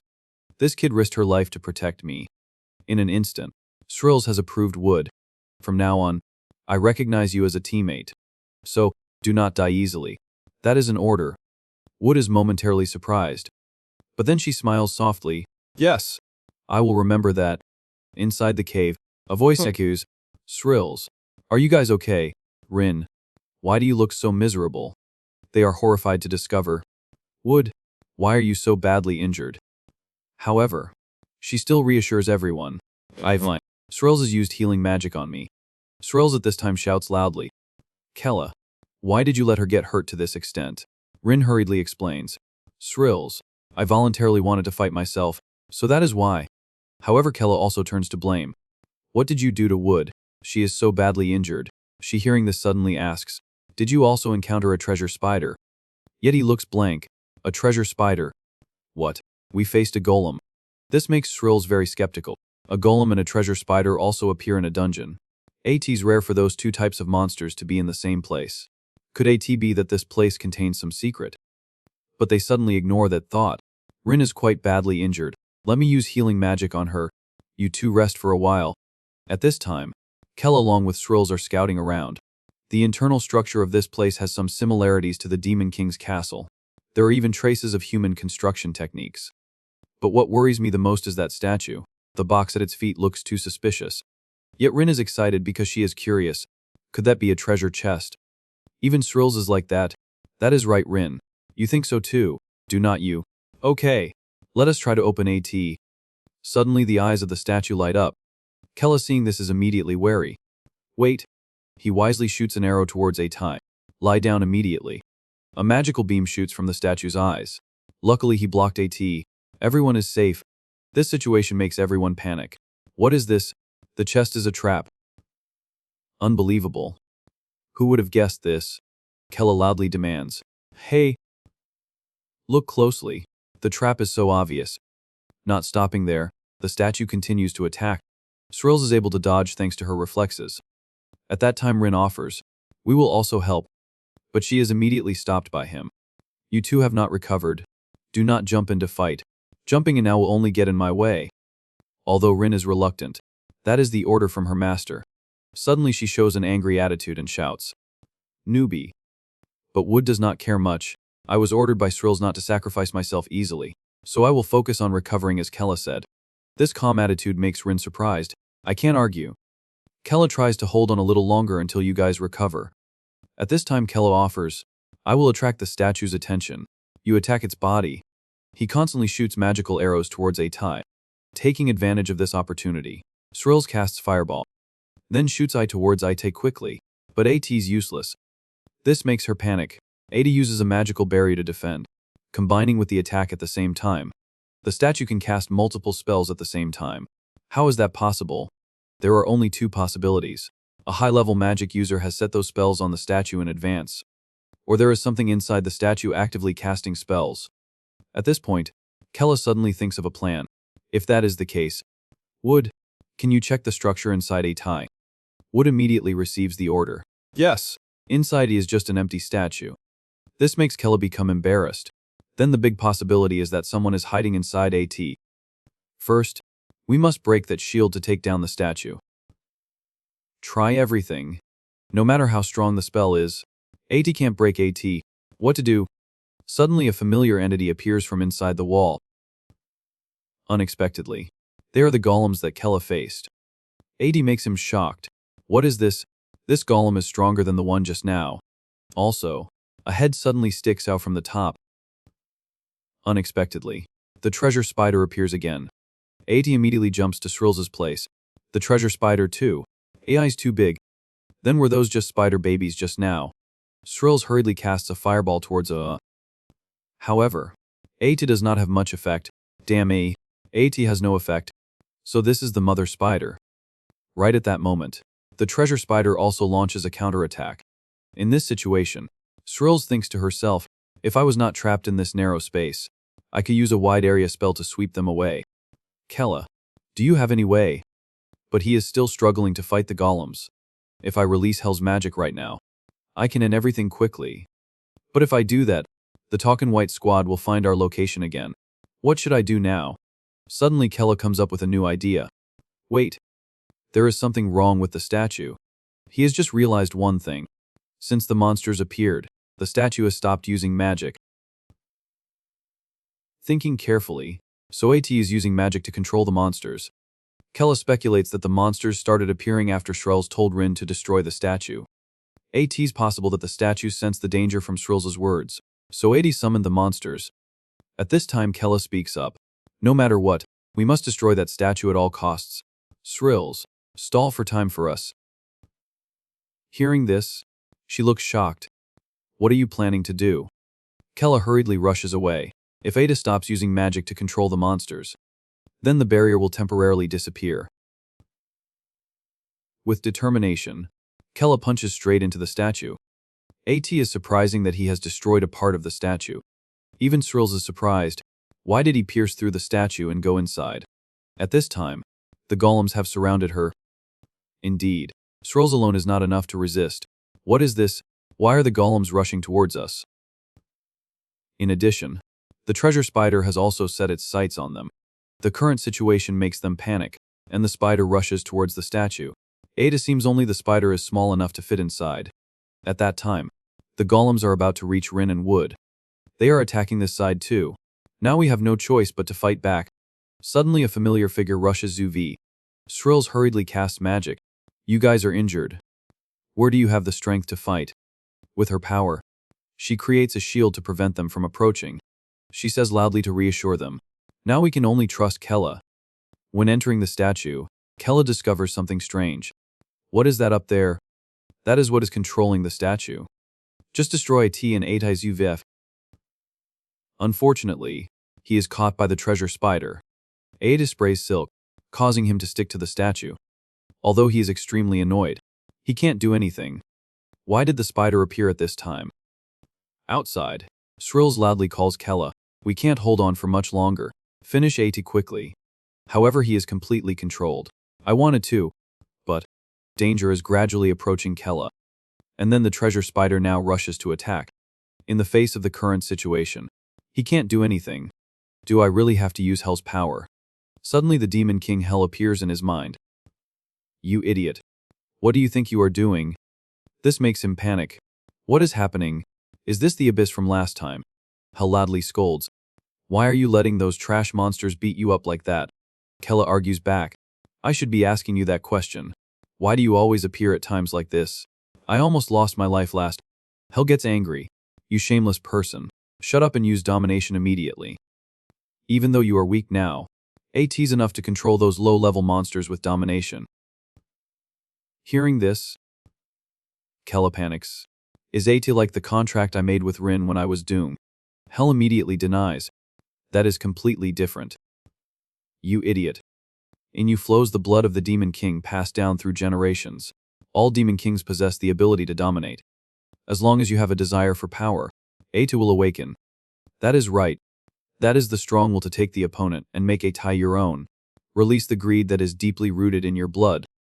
Then those creatures weaker than your will become your subordinates. Hearing this, Kella's mood explodes. My greed. Hell continues to say that all the monsters that you can overwhelm in this area, turn them into your pawns. And then finally, Kella also awakens domination, a strong desire to take the opponent. The stone on the treasure spider's forehead begins to change color. Kella Kaldan, descendant of the Demon King. Order. Obey me. After a while, the treasure spider suddenly stops. AT slowly approaches him.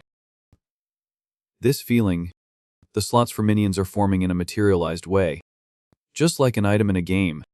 Just like that, the treasure spider is respectful before him. In this moment, Kella realizes, I understand how Ada works now. Now that treasure spider is mine.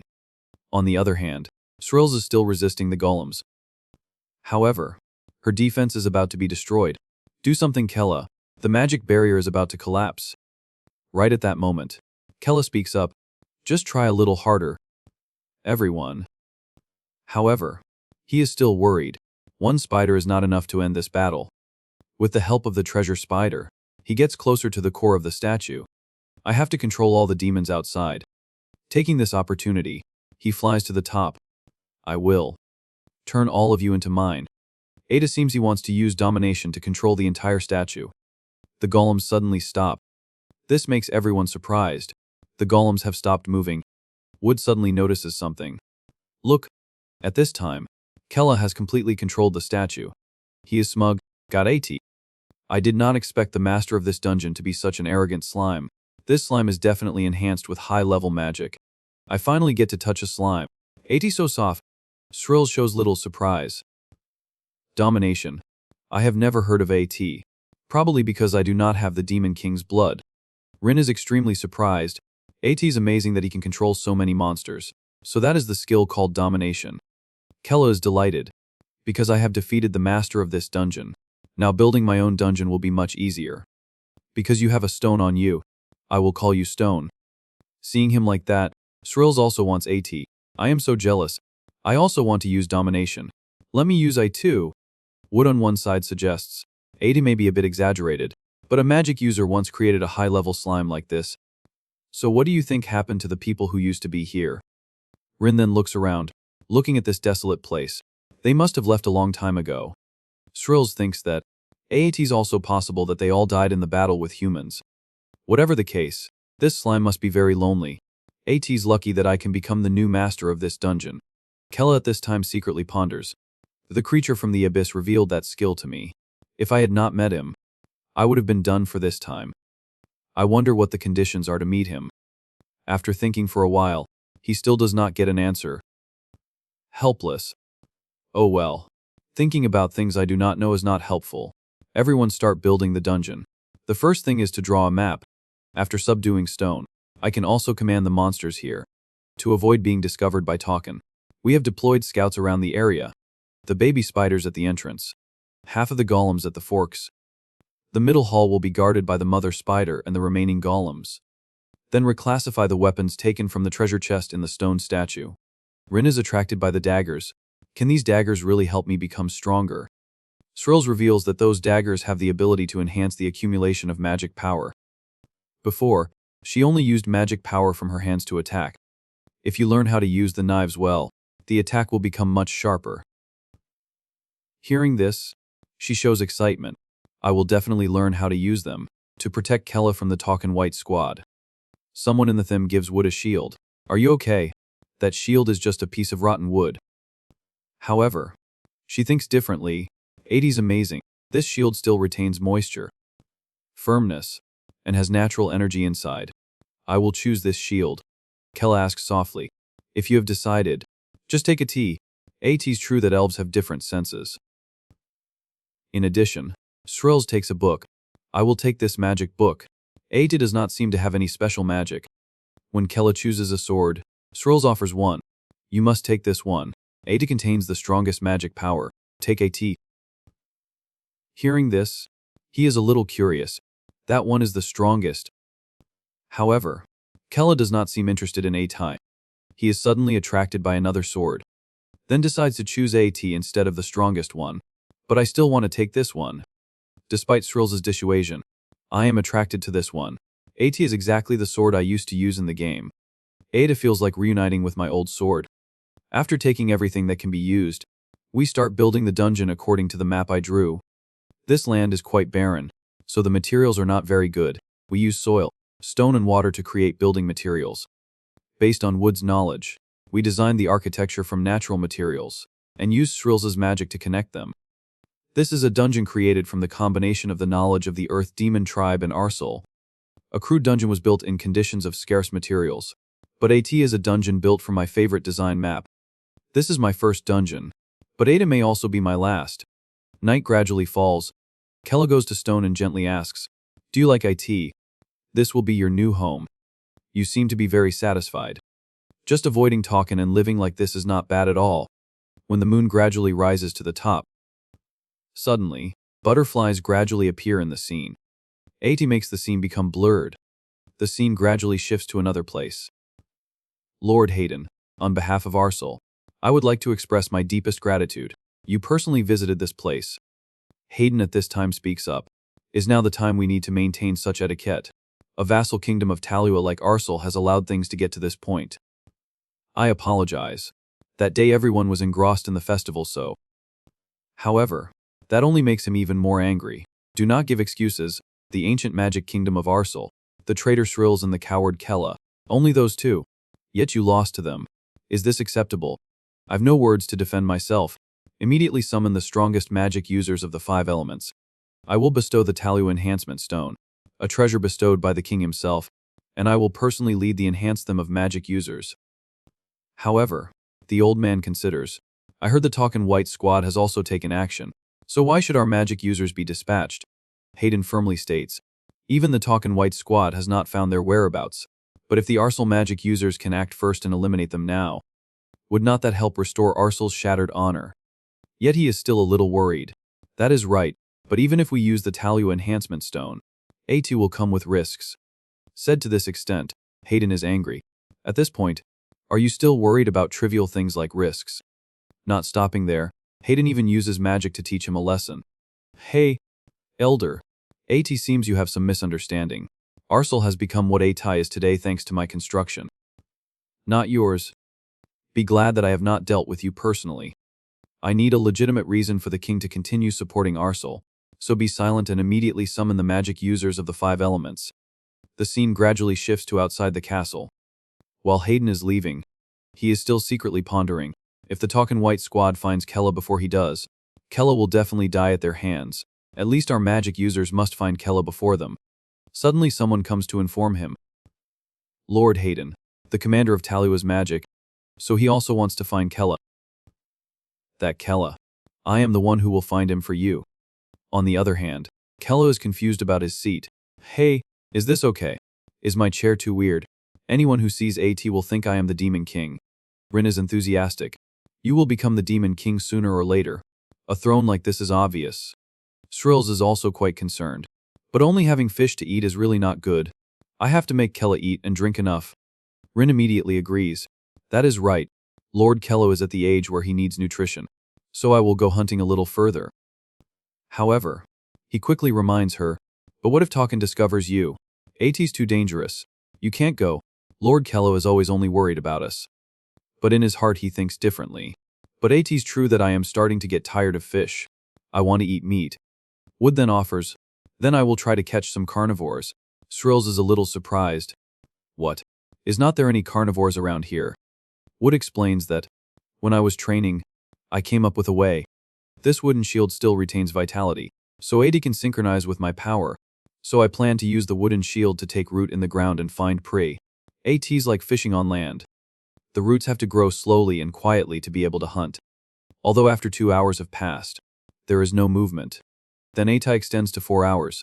After 6 hours, Rin can no longer remain calm. Is this newbie falling asleep? Is she not planning to catch anything? Suddenly Wood's expression changes.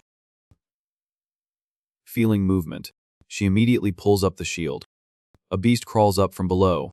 Even Srills is surprised. Catching such a big mole rat. Is not AT too amazing? Well done, Wood.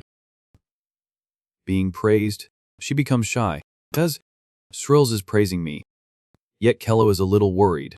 But is this really edible? Rin seeing this is alarmed. If this continues, I will be surpassed by the newbie again. So she hurriedly carries the mole rat away. Do not worry, Lord Kella. I will cook a delicious meal for you. You just rest. Night falls once again. At this time, Rin is extremely confused. What should I do? I accidentally showed off. Its skin is too hard. I can't cut AT no matter how hard I try. Is AT because AT lives underground? Or should I have Lord Kella handle AT? She secretly thinks of that scene. Rin, you can't even handle a beast this size. How disappointing. Just thinking about AT makes her panic. No. Suddenly Rin comes up with an idea. That is right. I still have the dagger. He had said that this knife can focus magic power to a point. If so then, I have to focus and transmit magic power into the knife. After a while, Rin opens her eyes to see. The huge source of magic power makes her stunned. What the hell is this? The magic power radiates more and more. The dagger is absorbing my magic power. I can't let go of AT. If this continues, this dagger will absorb all my magic power. At the same time, Srills has looked through the book she obtained. This grimoire was created from this dungeon. AT contains all the information about this place, from the ecology to the history of spells. But why have I never seen these Bi-Dech spells? The strangest thing is that I can't determine the level of the person who wrote ATI. Suddenly Srills turns to the next page. She seems to realize something. Just then Rin's shout rings. Oh, what is wrong? What happened to Rin? Wood offers, I will go outside to see, but she is stopped by Srills. No, do not go. Let Rin handle AT herself. Hearing this, Wood feels surprised. Huh, but she is shouting very loudly. Shouting or not, AIT still has to be cooked by the end of the day. Just leave IT. Kella on one side witnesses AT and is speechless. A little later, Rin's shouts continue to ring out. Inside the kitchen, she is struggling to control the dagger. Let me think how to control them. I used to go to learn from Kella. At that time, every time he was beaten, Kella would cry and shout and demand to give up. So I tried to learn and remember everything, so that I could teach Kella later. I remember that there was a spell to control knives. I have to remember AT. The teacher's words suddenly appear. Divine weapons are always much stronger than ordinary weapons. If you can't control them, they are useless. Usually to grasp a divine sword, you need to understand the core. That is AT. The core. If you do not want to be controlled by the divine weapon, you must know how you want to use them. When fighting, only a small part of magic is used. But if you concentrate well, miracles can happen. I need to concentrate highly. Need to know what power will be suitable for the core of these daggers. Control the magic and make them fit with the form of the daggers. I can do 80. Obey my orders quickly. As your master. If I can't control these two things, then what qualifications do I have to protect Kella from the Talkin? At this time, Rin strongly uses all her strength. Her body begins to have clear changes. After all, she has finally succeeded. I have stabbed into its skin. Ada seems Rin has completely controlled the dagger. Ada also does not absorb my energy anymore. And there is a certain amount of energy wrapping around the dagger. Rin is excited. Is this that feeling? The feeling of subduing what I want. Outside, Kella has lost his patience. So he wants to go see. I have to go there and see, despite Sril's resistance. However, right at this time, Rin comes with delicious pieces of meat. Kella worriedly asks, Rin, I heard you shouting for a while. What happened? So she hurriedly denies AT. Nothing happened. Even Sril's has to admire. Rin, you are 10 times faster than I thought.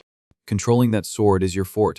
Rin is shocked and asks softly, why do you say that? What does that mean? She reveals that the grimoire has records of those rats. Just as long as they can burrow into the ground. They are almost immortal. Their skin is very thick, almost impossible to penetrate the soil, so only the ultimate swordsman can cut through their skin. Knowing the truth, Rin is extremely horrified. Really? I thought AT was made of iron and copper. Wood comes forward to praise. You are too good at butchering them like that. Even Kella comes to give warm words. You have worked hard, Rin. I will eat AT deliciously. His praise makes her almost stunned. He has acknowledged me. Just as long as I continue to try like today, I am by Kella's side because of Kella. Sril secretly exclaims, Rin is training herself to become stronger. Now the problem is not with her or Wood, but with myself. Whether I ties when facing the earth monsters, or when fighting in the dungeon, I can't do anything significant. Blaming the terrain is just a weak excuse. I have to read more spells to become truly strong in all circumstances. Inside a tunnel, Sril's clothes are folded neatly. At this time she is training something. Father has entrusted Kella to me to protect. But in the end, AT is Kella who always supports me. If Curdly appears at this time, I can't stop her at all. I need to focus and upgrade the magic circle to level 4. Curdly has definitely reached level 6. I can't continue to waste time anymore. I must become stronger even if I have to choose a different path. The Earth Ore is a place that monsters must win at all costs in order to continuously increase their strength. I will do as Father told me. Protect Kella. Even if I have to trade my life. The magic book suddenly has a strange reaction. This makes Sril surprised. What is this? The grimoire is moving automatically. Could it be that AT is reacting to my power? Why is AT like this? The lines of text begin to light up. Then surround Sril's. These pages that I did not understand when I read them before.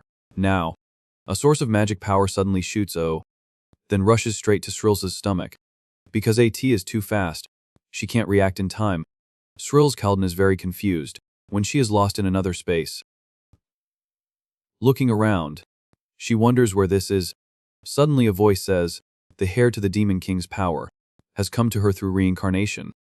Thinking in her head, the spell book activated by her father. She asked the other person if they ever served her father, the Demon King Hel Kalden. Receiving the answer no, she wonders why the spell book reacts to the Demon King's magic power. The woman says that the name she served was the only god in this world. Turk Kalden. Hearing this name, Srils is shocked because that is the previous Demon King, and AT is confirmed. She falls down in disbelief.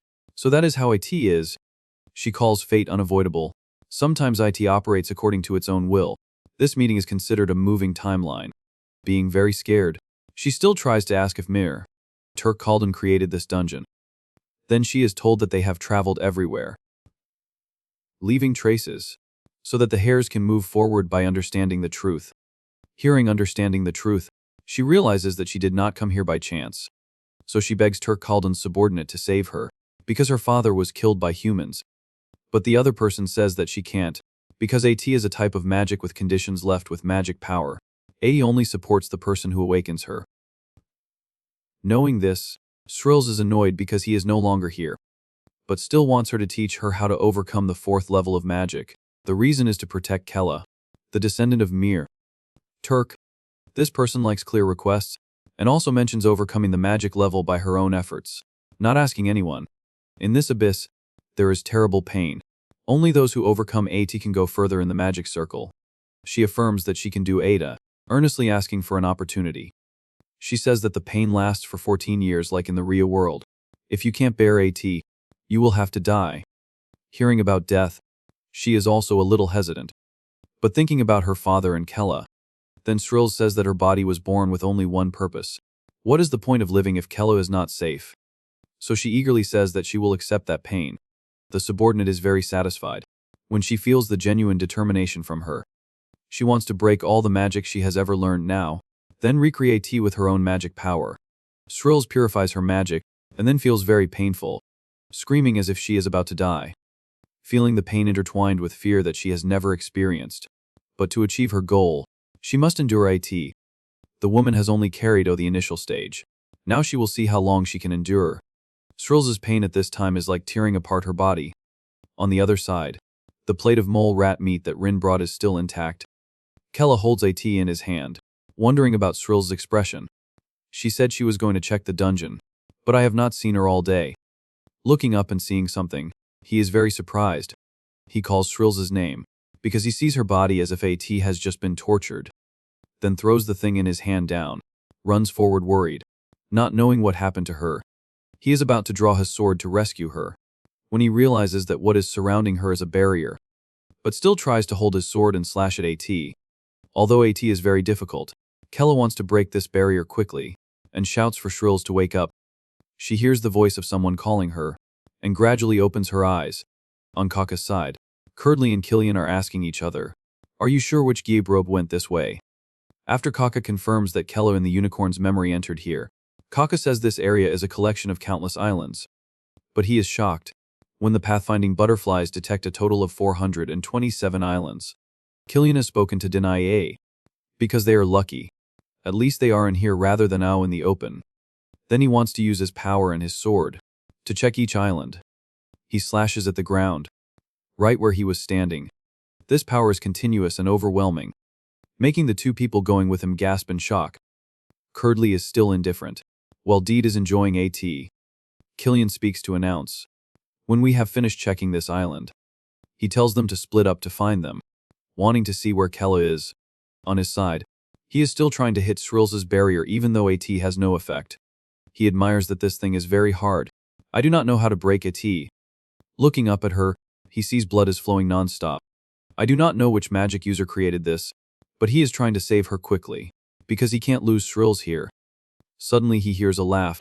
Then he is startled, being scared when there are only islands here. Guessing this sound is an earthquake, he is even more unbelievable. On the outside, there are two birds scouting. They fly around the islands, suddenly stopping, keenly detecting something. Killian is scouting this place. Then he also receives a warning. The scouting bird gives a very intense signal. Stone in the cage is sending a notification to Kella. He is panicking when Ada sends an emergency signal. Hearing everything, he is even more tense when Stone sees people wearing white clothes. They appear here. He can guess that they are the Talkin' White Squad. Tense because they appear here at this time, and suspects Srills may have been controlled by Curdly. He wants to stop this from happening, because if they discover everything, A2 will be UV. Rin and Wood are talking when suddenly, Kella tells them to hide in the hidden cellar. He warns that the Talkin' White Squad is coming, so they have to hide quickly. Rin unexpectedly realizes that the earthquake just now was because they came Wood volunteers to go find Shrills, but she is stopped by him, saying that he predicts she has been controlled by Curdley's magic, so they have to ensure their safety first. AT's lucky that they have built a secret cellar. The three of them jump down together, feeling relieved because they won't be discovered in here. They have landed safely. Kella closes the cellar door, feeling very sorry for Shrills, but he can't do anything. This place can also be considered tightly sealed. Killian is bombing everything on the outside. All the islands are burned, landing with an extremely impressive aura. He has noticed Kella scouting birds, disdaining this rotten magic smell. The bird is still doing its job of observing the enemy. From Stone, he is also shocked to learn that they are standing in front of the cellar door. Rin wonders who AT is, then he says a white-haired man holding a sword. She frantically realizes that AT is Killian, the talking captain. He is afraid that he will discover the illusion barrier to enter the dungeon. Then they will be done for. On the outside, Killian is gradually moving forward. His hand also reaches out to touch the stone. But AT is pierced through because there is a barrier. He unexpectedly realizes that this is an illusion, then holds his sword tightly, when he is sure that the place they are hiding is here. His serious face is looking forward to getting to meet Kella. Receiving the notification from Stone, he is horrified because he has discovered the entrance. Being very enthusiastic on the outside, suddenly Killian stops, thinking if he blows up the island, reinforcements will come. He thinks capturing a few does not need that many people. And if he does that, he will have to hand AAU to Deed. After thinking for a while, he decides to step straight into the barrier alone, then wants to personally kill all of Kella's GR. The situation is precarious when he receives the notification that he has entered.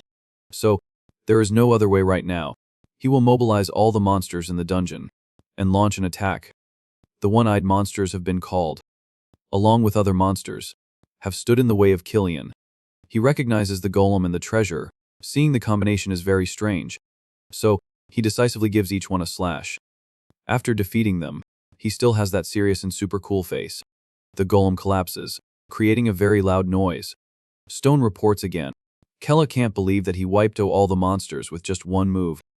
In his head he is very worried because there is no time to hold him back, and he is stronger than he thought. Killian stops when he comes to this place, because there are two forks in the road. He looks very hesitant and thoughtful, then sees that going either way does not make a difference. He receives a notification again. He is annoyed by the bad news. When he chooses the right way where Shrills is, remembering her body is withering in the magic barrier, Kella knows she is in danger. The scene of the island is desolate, because AT has been burned by the Kaka gang. Audrey is annoyed when the island does not have the person she needs to find. Curdley is chilling on the boat, silently listening to the butterflies scouting for information. Kaka calls her, saying there is nothing on this side. The situation on Deed's side is also not promising, but he thinks he will find her first. He is afraid that Captain Killian will find her first. Then he will not have the opportunity to kill her. Kella's scouting bird is still collecting data around and sending Ada back. Killian has also arrived at the place where Shrills is in the barrier. He speaks to call her, but the person is still motionless like that. So he continues to say the sentence. The one who betrayed Talkin. Shrills. Recalling the past, he defeated many people at once in a small fighting practice, making everyone admire him because he was too high level. Even though he was injured, his brother still wanted to fight Killian again. But he was stopped by the teacher, saying he did not understand his younger brother. He sighs when the teacher praises him too much, telling his brother to go back and practice more. Seeing Kilman annoyed, he also speaks to apologize. At birth, Killian was holding a sword. Since then, every moment with the sword is unbearably boring. Looking out the window of the bedroom, he notices someone fighting Shrills, telling her to stop. Even though she was beaten badly when she was doomed, she refused to give in. In that boring life, the only thing that made Killian's heart boil was her, like a wild animal struggling to survive in the forest. That image is always surging. AAT's a pity that the two were not trained in the same area. One day he asked someone to deliver things to her, then said he did not need them, because that kid is always injured, sometimes almost dying. The trainer thinks AAT's normal to deliver medicine, but him caring about others is rare. Then guessing Killian likes her, but AT has been ignored. Seeing the person leaving all the time, the knight feels very bored. Leaving decisively, but in his head he is still thinking about her. So noisy. Who would not care? Many years. Thanks to delivering medicine, so the night also feels very persistent. He also suggested that this time he would deliver AT himself, because this time he will go to training for who knows how many years before returning. But he said no need, and asked to continue helping. One evening at the academy, Killian stands on the bridge watching Srills bandage her wounds, still grumbling that she was about to win, feeling humiliated because she always takes supplements. AT's a pity that she is not by his side at that time. Then they could stand on the front lines, like the warriors of the Talkin' White Squad, and forget about that ridiculous Demon King bloodline. The first time and also the last time his heart throbbed was when he saw her in wild beast form, and if only Srills was by his side at that time. But in the present, he feels that her ambition has far exceeded her ability. Then he takes his sword, draws ATO, lamenting that fate is always sharp like a blade. He makes a straight slash at this super hard barrier. Srills also falls down because of this. Killian stands and looks at her unconscious on the ground, serious and extremely pensive. On the side of the hidden dungeon, everyone is very hesitant whether to go and rescue her, when they know she is in danger. Everyone is confused after hearing him recount AT, because attacking all the time has no way to bring her oh. Kella is afraid because with Talkin's power he will die. The game is also not like before. The three are discussing when they are startled, not knowing what AT is. Looking of the cellar door, they see Killian coming, also dragging Srills. She is also being strangled very hard. Then he releases her heartlessly to the ground. Killian looks coldly towards the three people who are standing. Kella is extremely afraid when he has entered. Then his life will end. He looks around and discovers an old dungeon, but there are signs that someone has touched AT recently. Also knows that Kello is watching him somewhere, but he does not want many people to come here. So he points his sword at Srills, saying if he wants to save the person with the same blood, then he has to show himself. The eye in the stone has transmitted information to stone. But Kella does not want to save her at this time. Attacking together they will not be able to fight him. He can't even beat his subordinate. Rin speaks up saying there is another way, is for her and Wood to distract him. So he ran away from here through the wall. Hearing this opinion he is shocked because they want him to fight alone. The two people say that is the only way, the best thing to do, telling him that he carries the blood of the Demon King, so he must continue to live. But Kella is afraid that they will die at that time. Rin and Wood turn their heads, entrusting him to live at all costs. He is angry, but also helpless to watch them leave. The door of the hidden dungeon has been blown up. Killian is still standing there, wanting to see who comes oh. Rin and Wood in a state of battle, saying to him that if he harms Srills they will not forgive him. But he despises them for hiding like insects. Wood has used the shield to create many tentacles. So turning to tell Kella that he has blocked his view, telling him to run quickly. He runs away frantically, not forgetting to apologize. You two and Srills. While leaving he sees the game is no longer like before. He is afraid of dying under his hands without having a chance to do AT again. Because dying again without doing anything. Then he can't continue like this. Rin is relieved when this trick has worked, letting him escape. Suddenly at this time Killian rushes Ovik, destroying the defense of the two people, then asking where Kella is, and receiving the answer from Rin. He has never appeared here. At this time, Wood's shield also launches tentacles to tightly wrap around Killian's hand, but he only despises, saying the demon race and dark elves are only like this, so flicks his hand and blows away Rin's weapon, being injured by his sword, making her quite surprised. Even though his arm is being controlled, Killian can still punch Wood in the face. Being strangled and about to suffocate, she still thinks about holding him back. Even though they are threatened with death, they still firmly do not reveal Kella's location. Killian says he won't ask about that. If he appears then things will be easier. Or else, I will kill everyone. Rin sees this look as very scary. There has never been anyone like this in the demon race. As if he has no emotions at all. An emptiness. There is nothing inside. Wood's neck has been squeezed by him to the point of crying in pain. The sword is even closer to Rin's neck, causing bleeding. Her whole body is trembling. She is scared, but she still does not want to die. Then she remembers the figure of Mither, Kella. So, she grits her teeth and makes a decision, telling him to kill her. If it is for him, she is willing to die. Wood is also the same, still affirming that he is not here. Hearing them say these words, Killian exclaims, "He is very loyal subordinates. Then I will bestow upon them a quick death as an honor." The two prepare to die in tension, knowing they are about to be killed. Suddenly, Kella appears here asking who he is talking about, and saying that these people are his subordinates. The other person looks up and knows. He has arrived. Rin and Wood can't believe why did you come back here? And Kella has accepted that this is not a game. Death is the end. But that is also for the two of them and for Shrills. Everyone has fought together, traveled together and bet their lives. Now they are his Ryu friends. How can he let them die like this? Kella asks what his goal is, then demands that he release the two of them. Rin and Wood are released and hurriedly gasp for air. Killian says that his brother died because of the Demon King, so he wants to erase the entire demon race. He says he has witnessed people with similar circumstances, thinking both in the game and in real life, knowing that he will cling to him until he kills him, but he affirms that he will not die so easily. So he immediately rushes to fight solo with him. The two people stand outside and see that Tai is very dangerous, saying they will help him. But Kella orders, "You two must take Shrills to a safe place." Rin does not want to follow the order, but she is told by Wood that AT is an order, so she has to follow AT. She is also very annoyed that she has to carry an unconscious person, but she can't do anything now. Rin stands on one side confused. When she also reveals emotions like this, Kella turns back and urges them to hurry up, because AT's an order. Although unwilling, she still has to close her eyes and agree. Before leaving, she still does not forget to tell him to survive and return. At this time, he has focused to fight with Killian, but he is pensive and looks in another direction. That is the direction that Shrills is being taken. Kella sees him distracted, so he tells him to focus on him. Being knocked down, he asks if he wants to stall for time for his subordinates, wondering if the Demon King's lineage also has human emotions, taunting that kind of weakness is his weakness.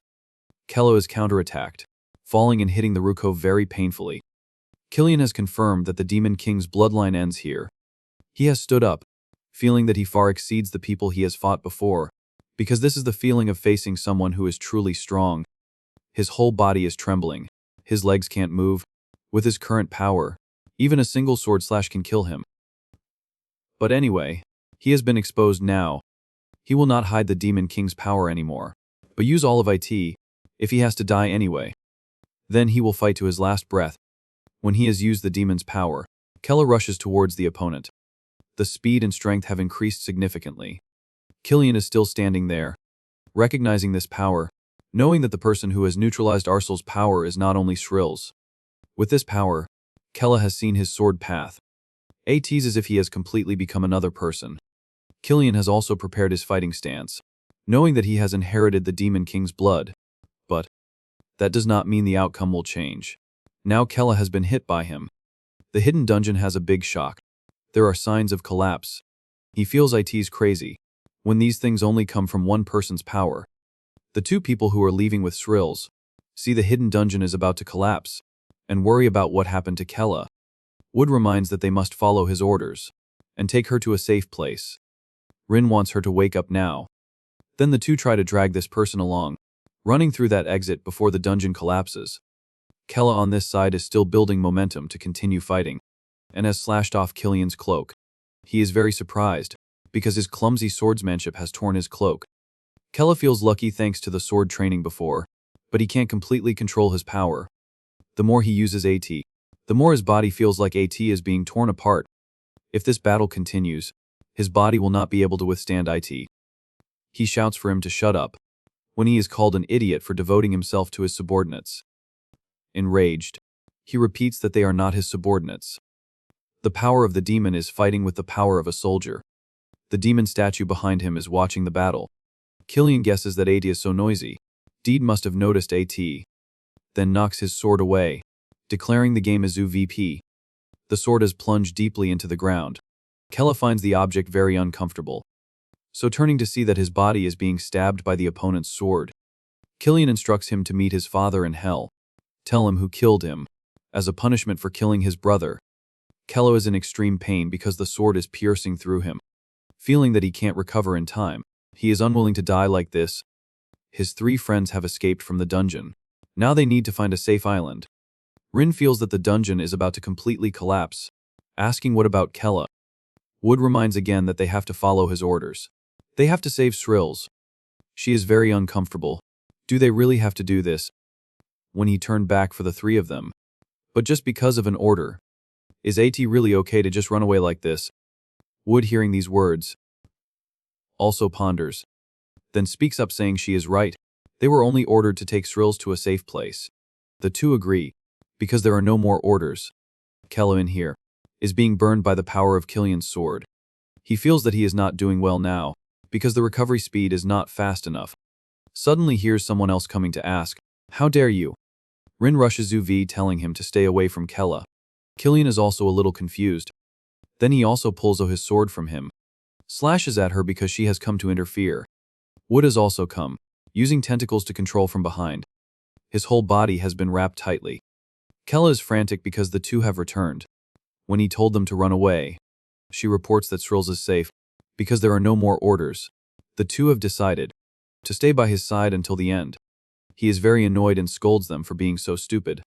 So remembering his past life, not meeting a friend who would risk their life for him. AT's probably never happened. The guy called father only knew how to drink and beat him. The kids called friends are always jealous behind his back, never treating him sincerely. Finally, to escape the real world, Kella immersed himself in games, because he always thought that he was alone. But here there are people who are willing to risk their lives for him, so he is very grateful to them. Then holds his fist tightly in his hand, knowing that he is not alone this time. So he tries to recover while the two are buying time for him. Just as long as there is a glimmer of hope, he will not give up. This punch makes Killian fly back. After standing up, he did not expect the person to still be struggling. Kella provokes him to come closer to him, because he will not retreat. Deed discovers the island. The captain must have gone there, so summons his riding beast, enjoying knowing that Killian is enjoying himself alone. So he can't let anything happen. Srills is still unconscious, but is in a safe place. She opens one eye and has regained consciousness. Her eyes are still rolled back. UV'd here, the symbols on Killian's hand emit a dazzling light. Then launches an extremely powerful move into Wood's shield. Rin has also been hit by his sword handle, so AT's Kella's turn to eat a sword slash and bleed. He asks, "You think just this many people can win against me?" Kella is helpless because the three of them can't do anything to him. His body is seriously injured. He does not know if he can hold on. Now treating his injuries is useless. Stalling for time is even harder, if he has to die meaninglessly here. Then he shouts, "This is my battle, so you too." But Rin affirms that they are not leaving because they have already prepared. Wood also speaks up, saying she will stay by Kella's side until the end. Hearing this, he is also helpless with these people. Killian seeing a touching scene is reassuring. Because anyway, 3 people will die at his hands. But Kella is still unwilling to end here. So, he is suddenly surprised when there is an explosion behind him. Turning around, he guesses this is an explosion. Both he and Killian wonder who Atai is,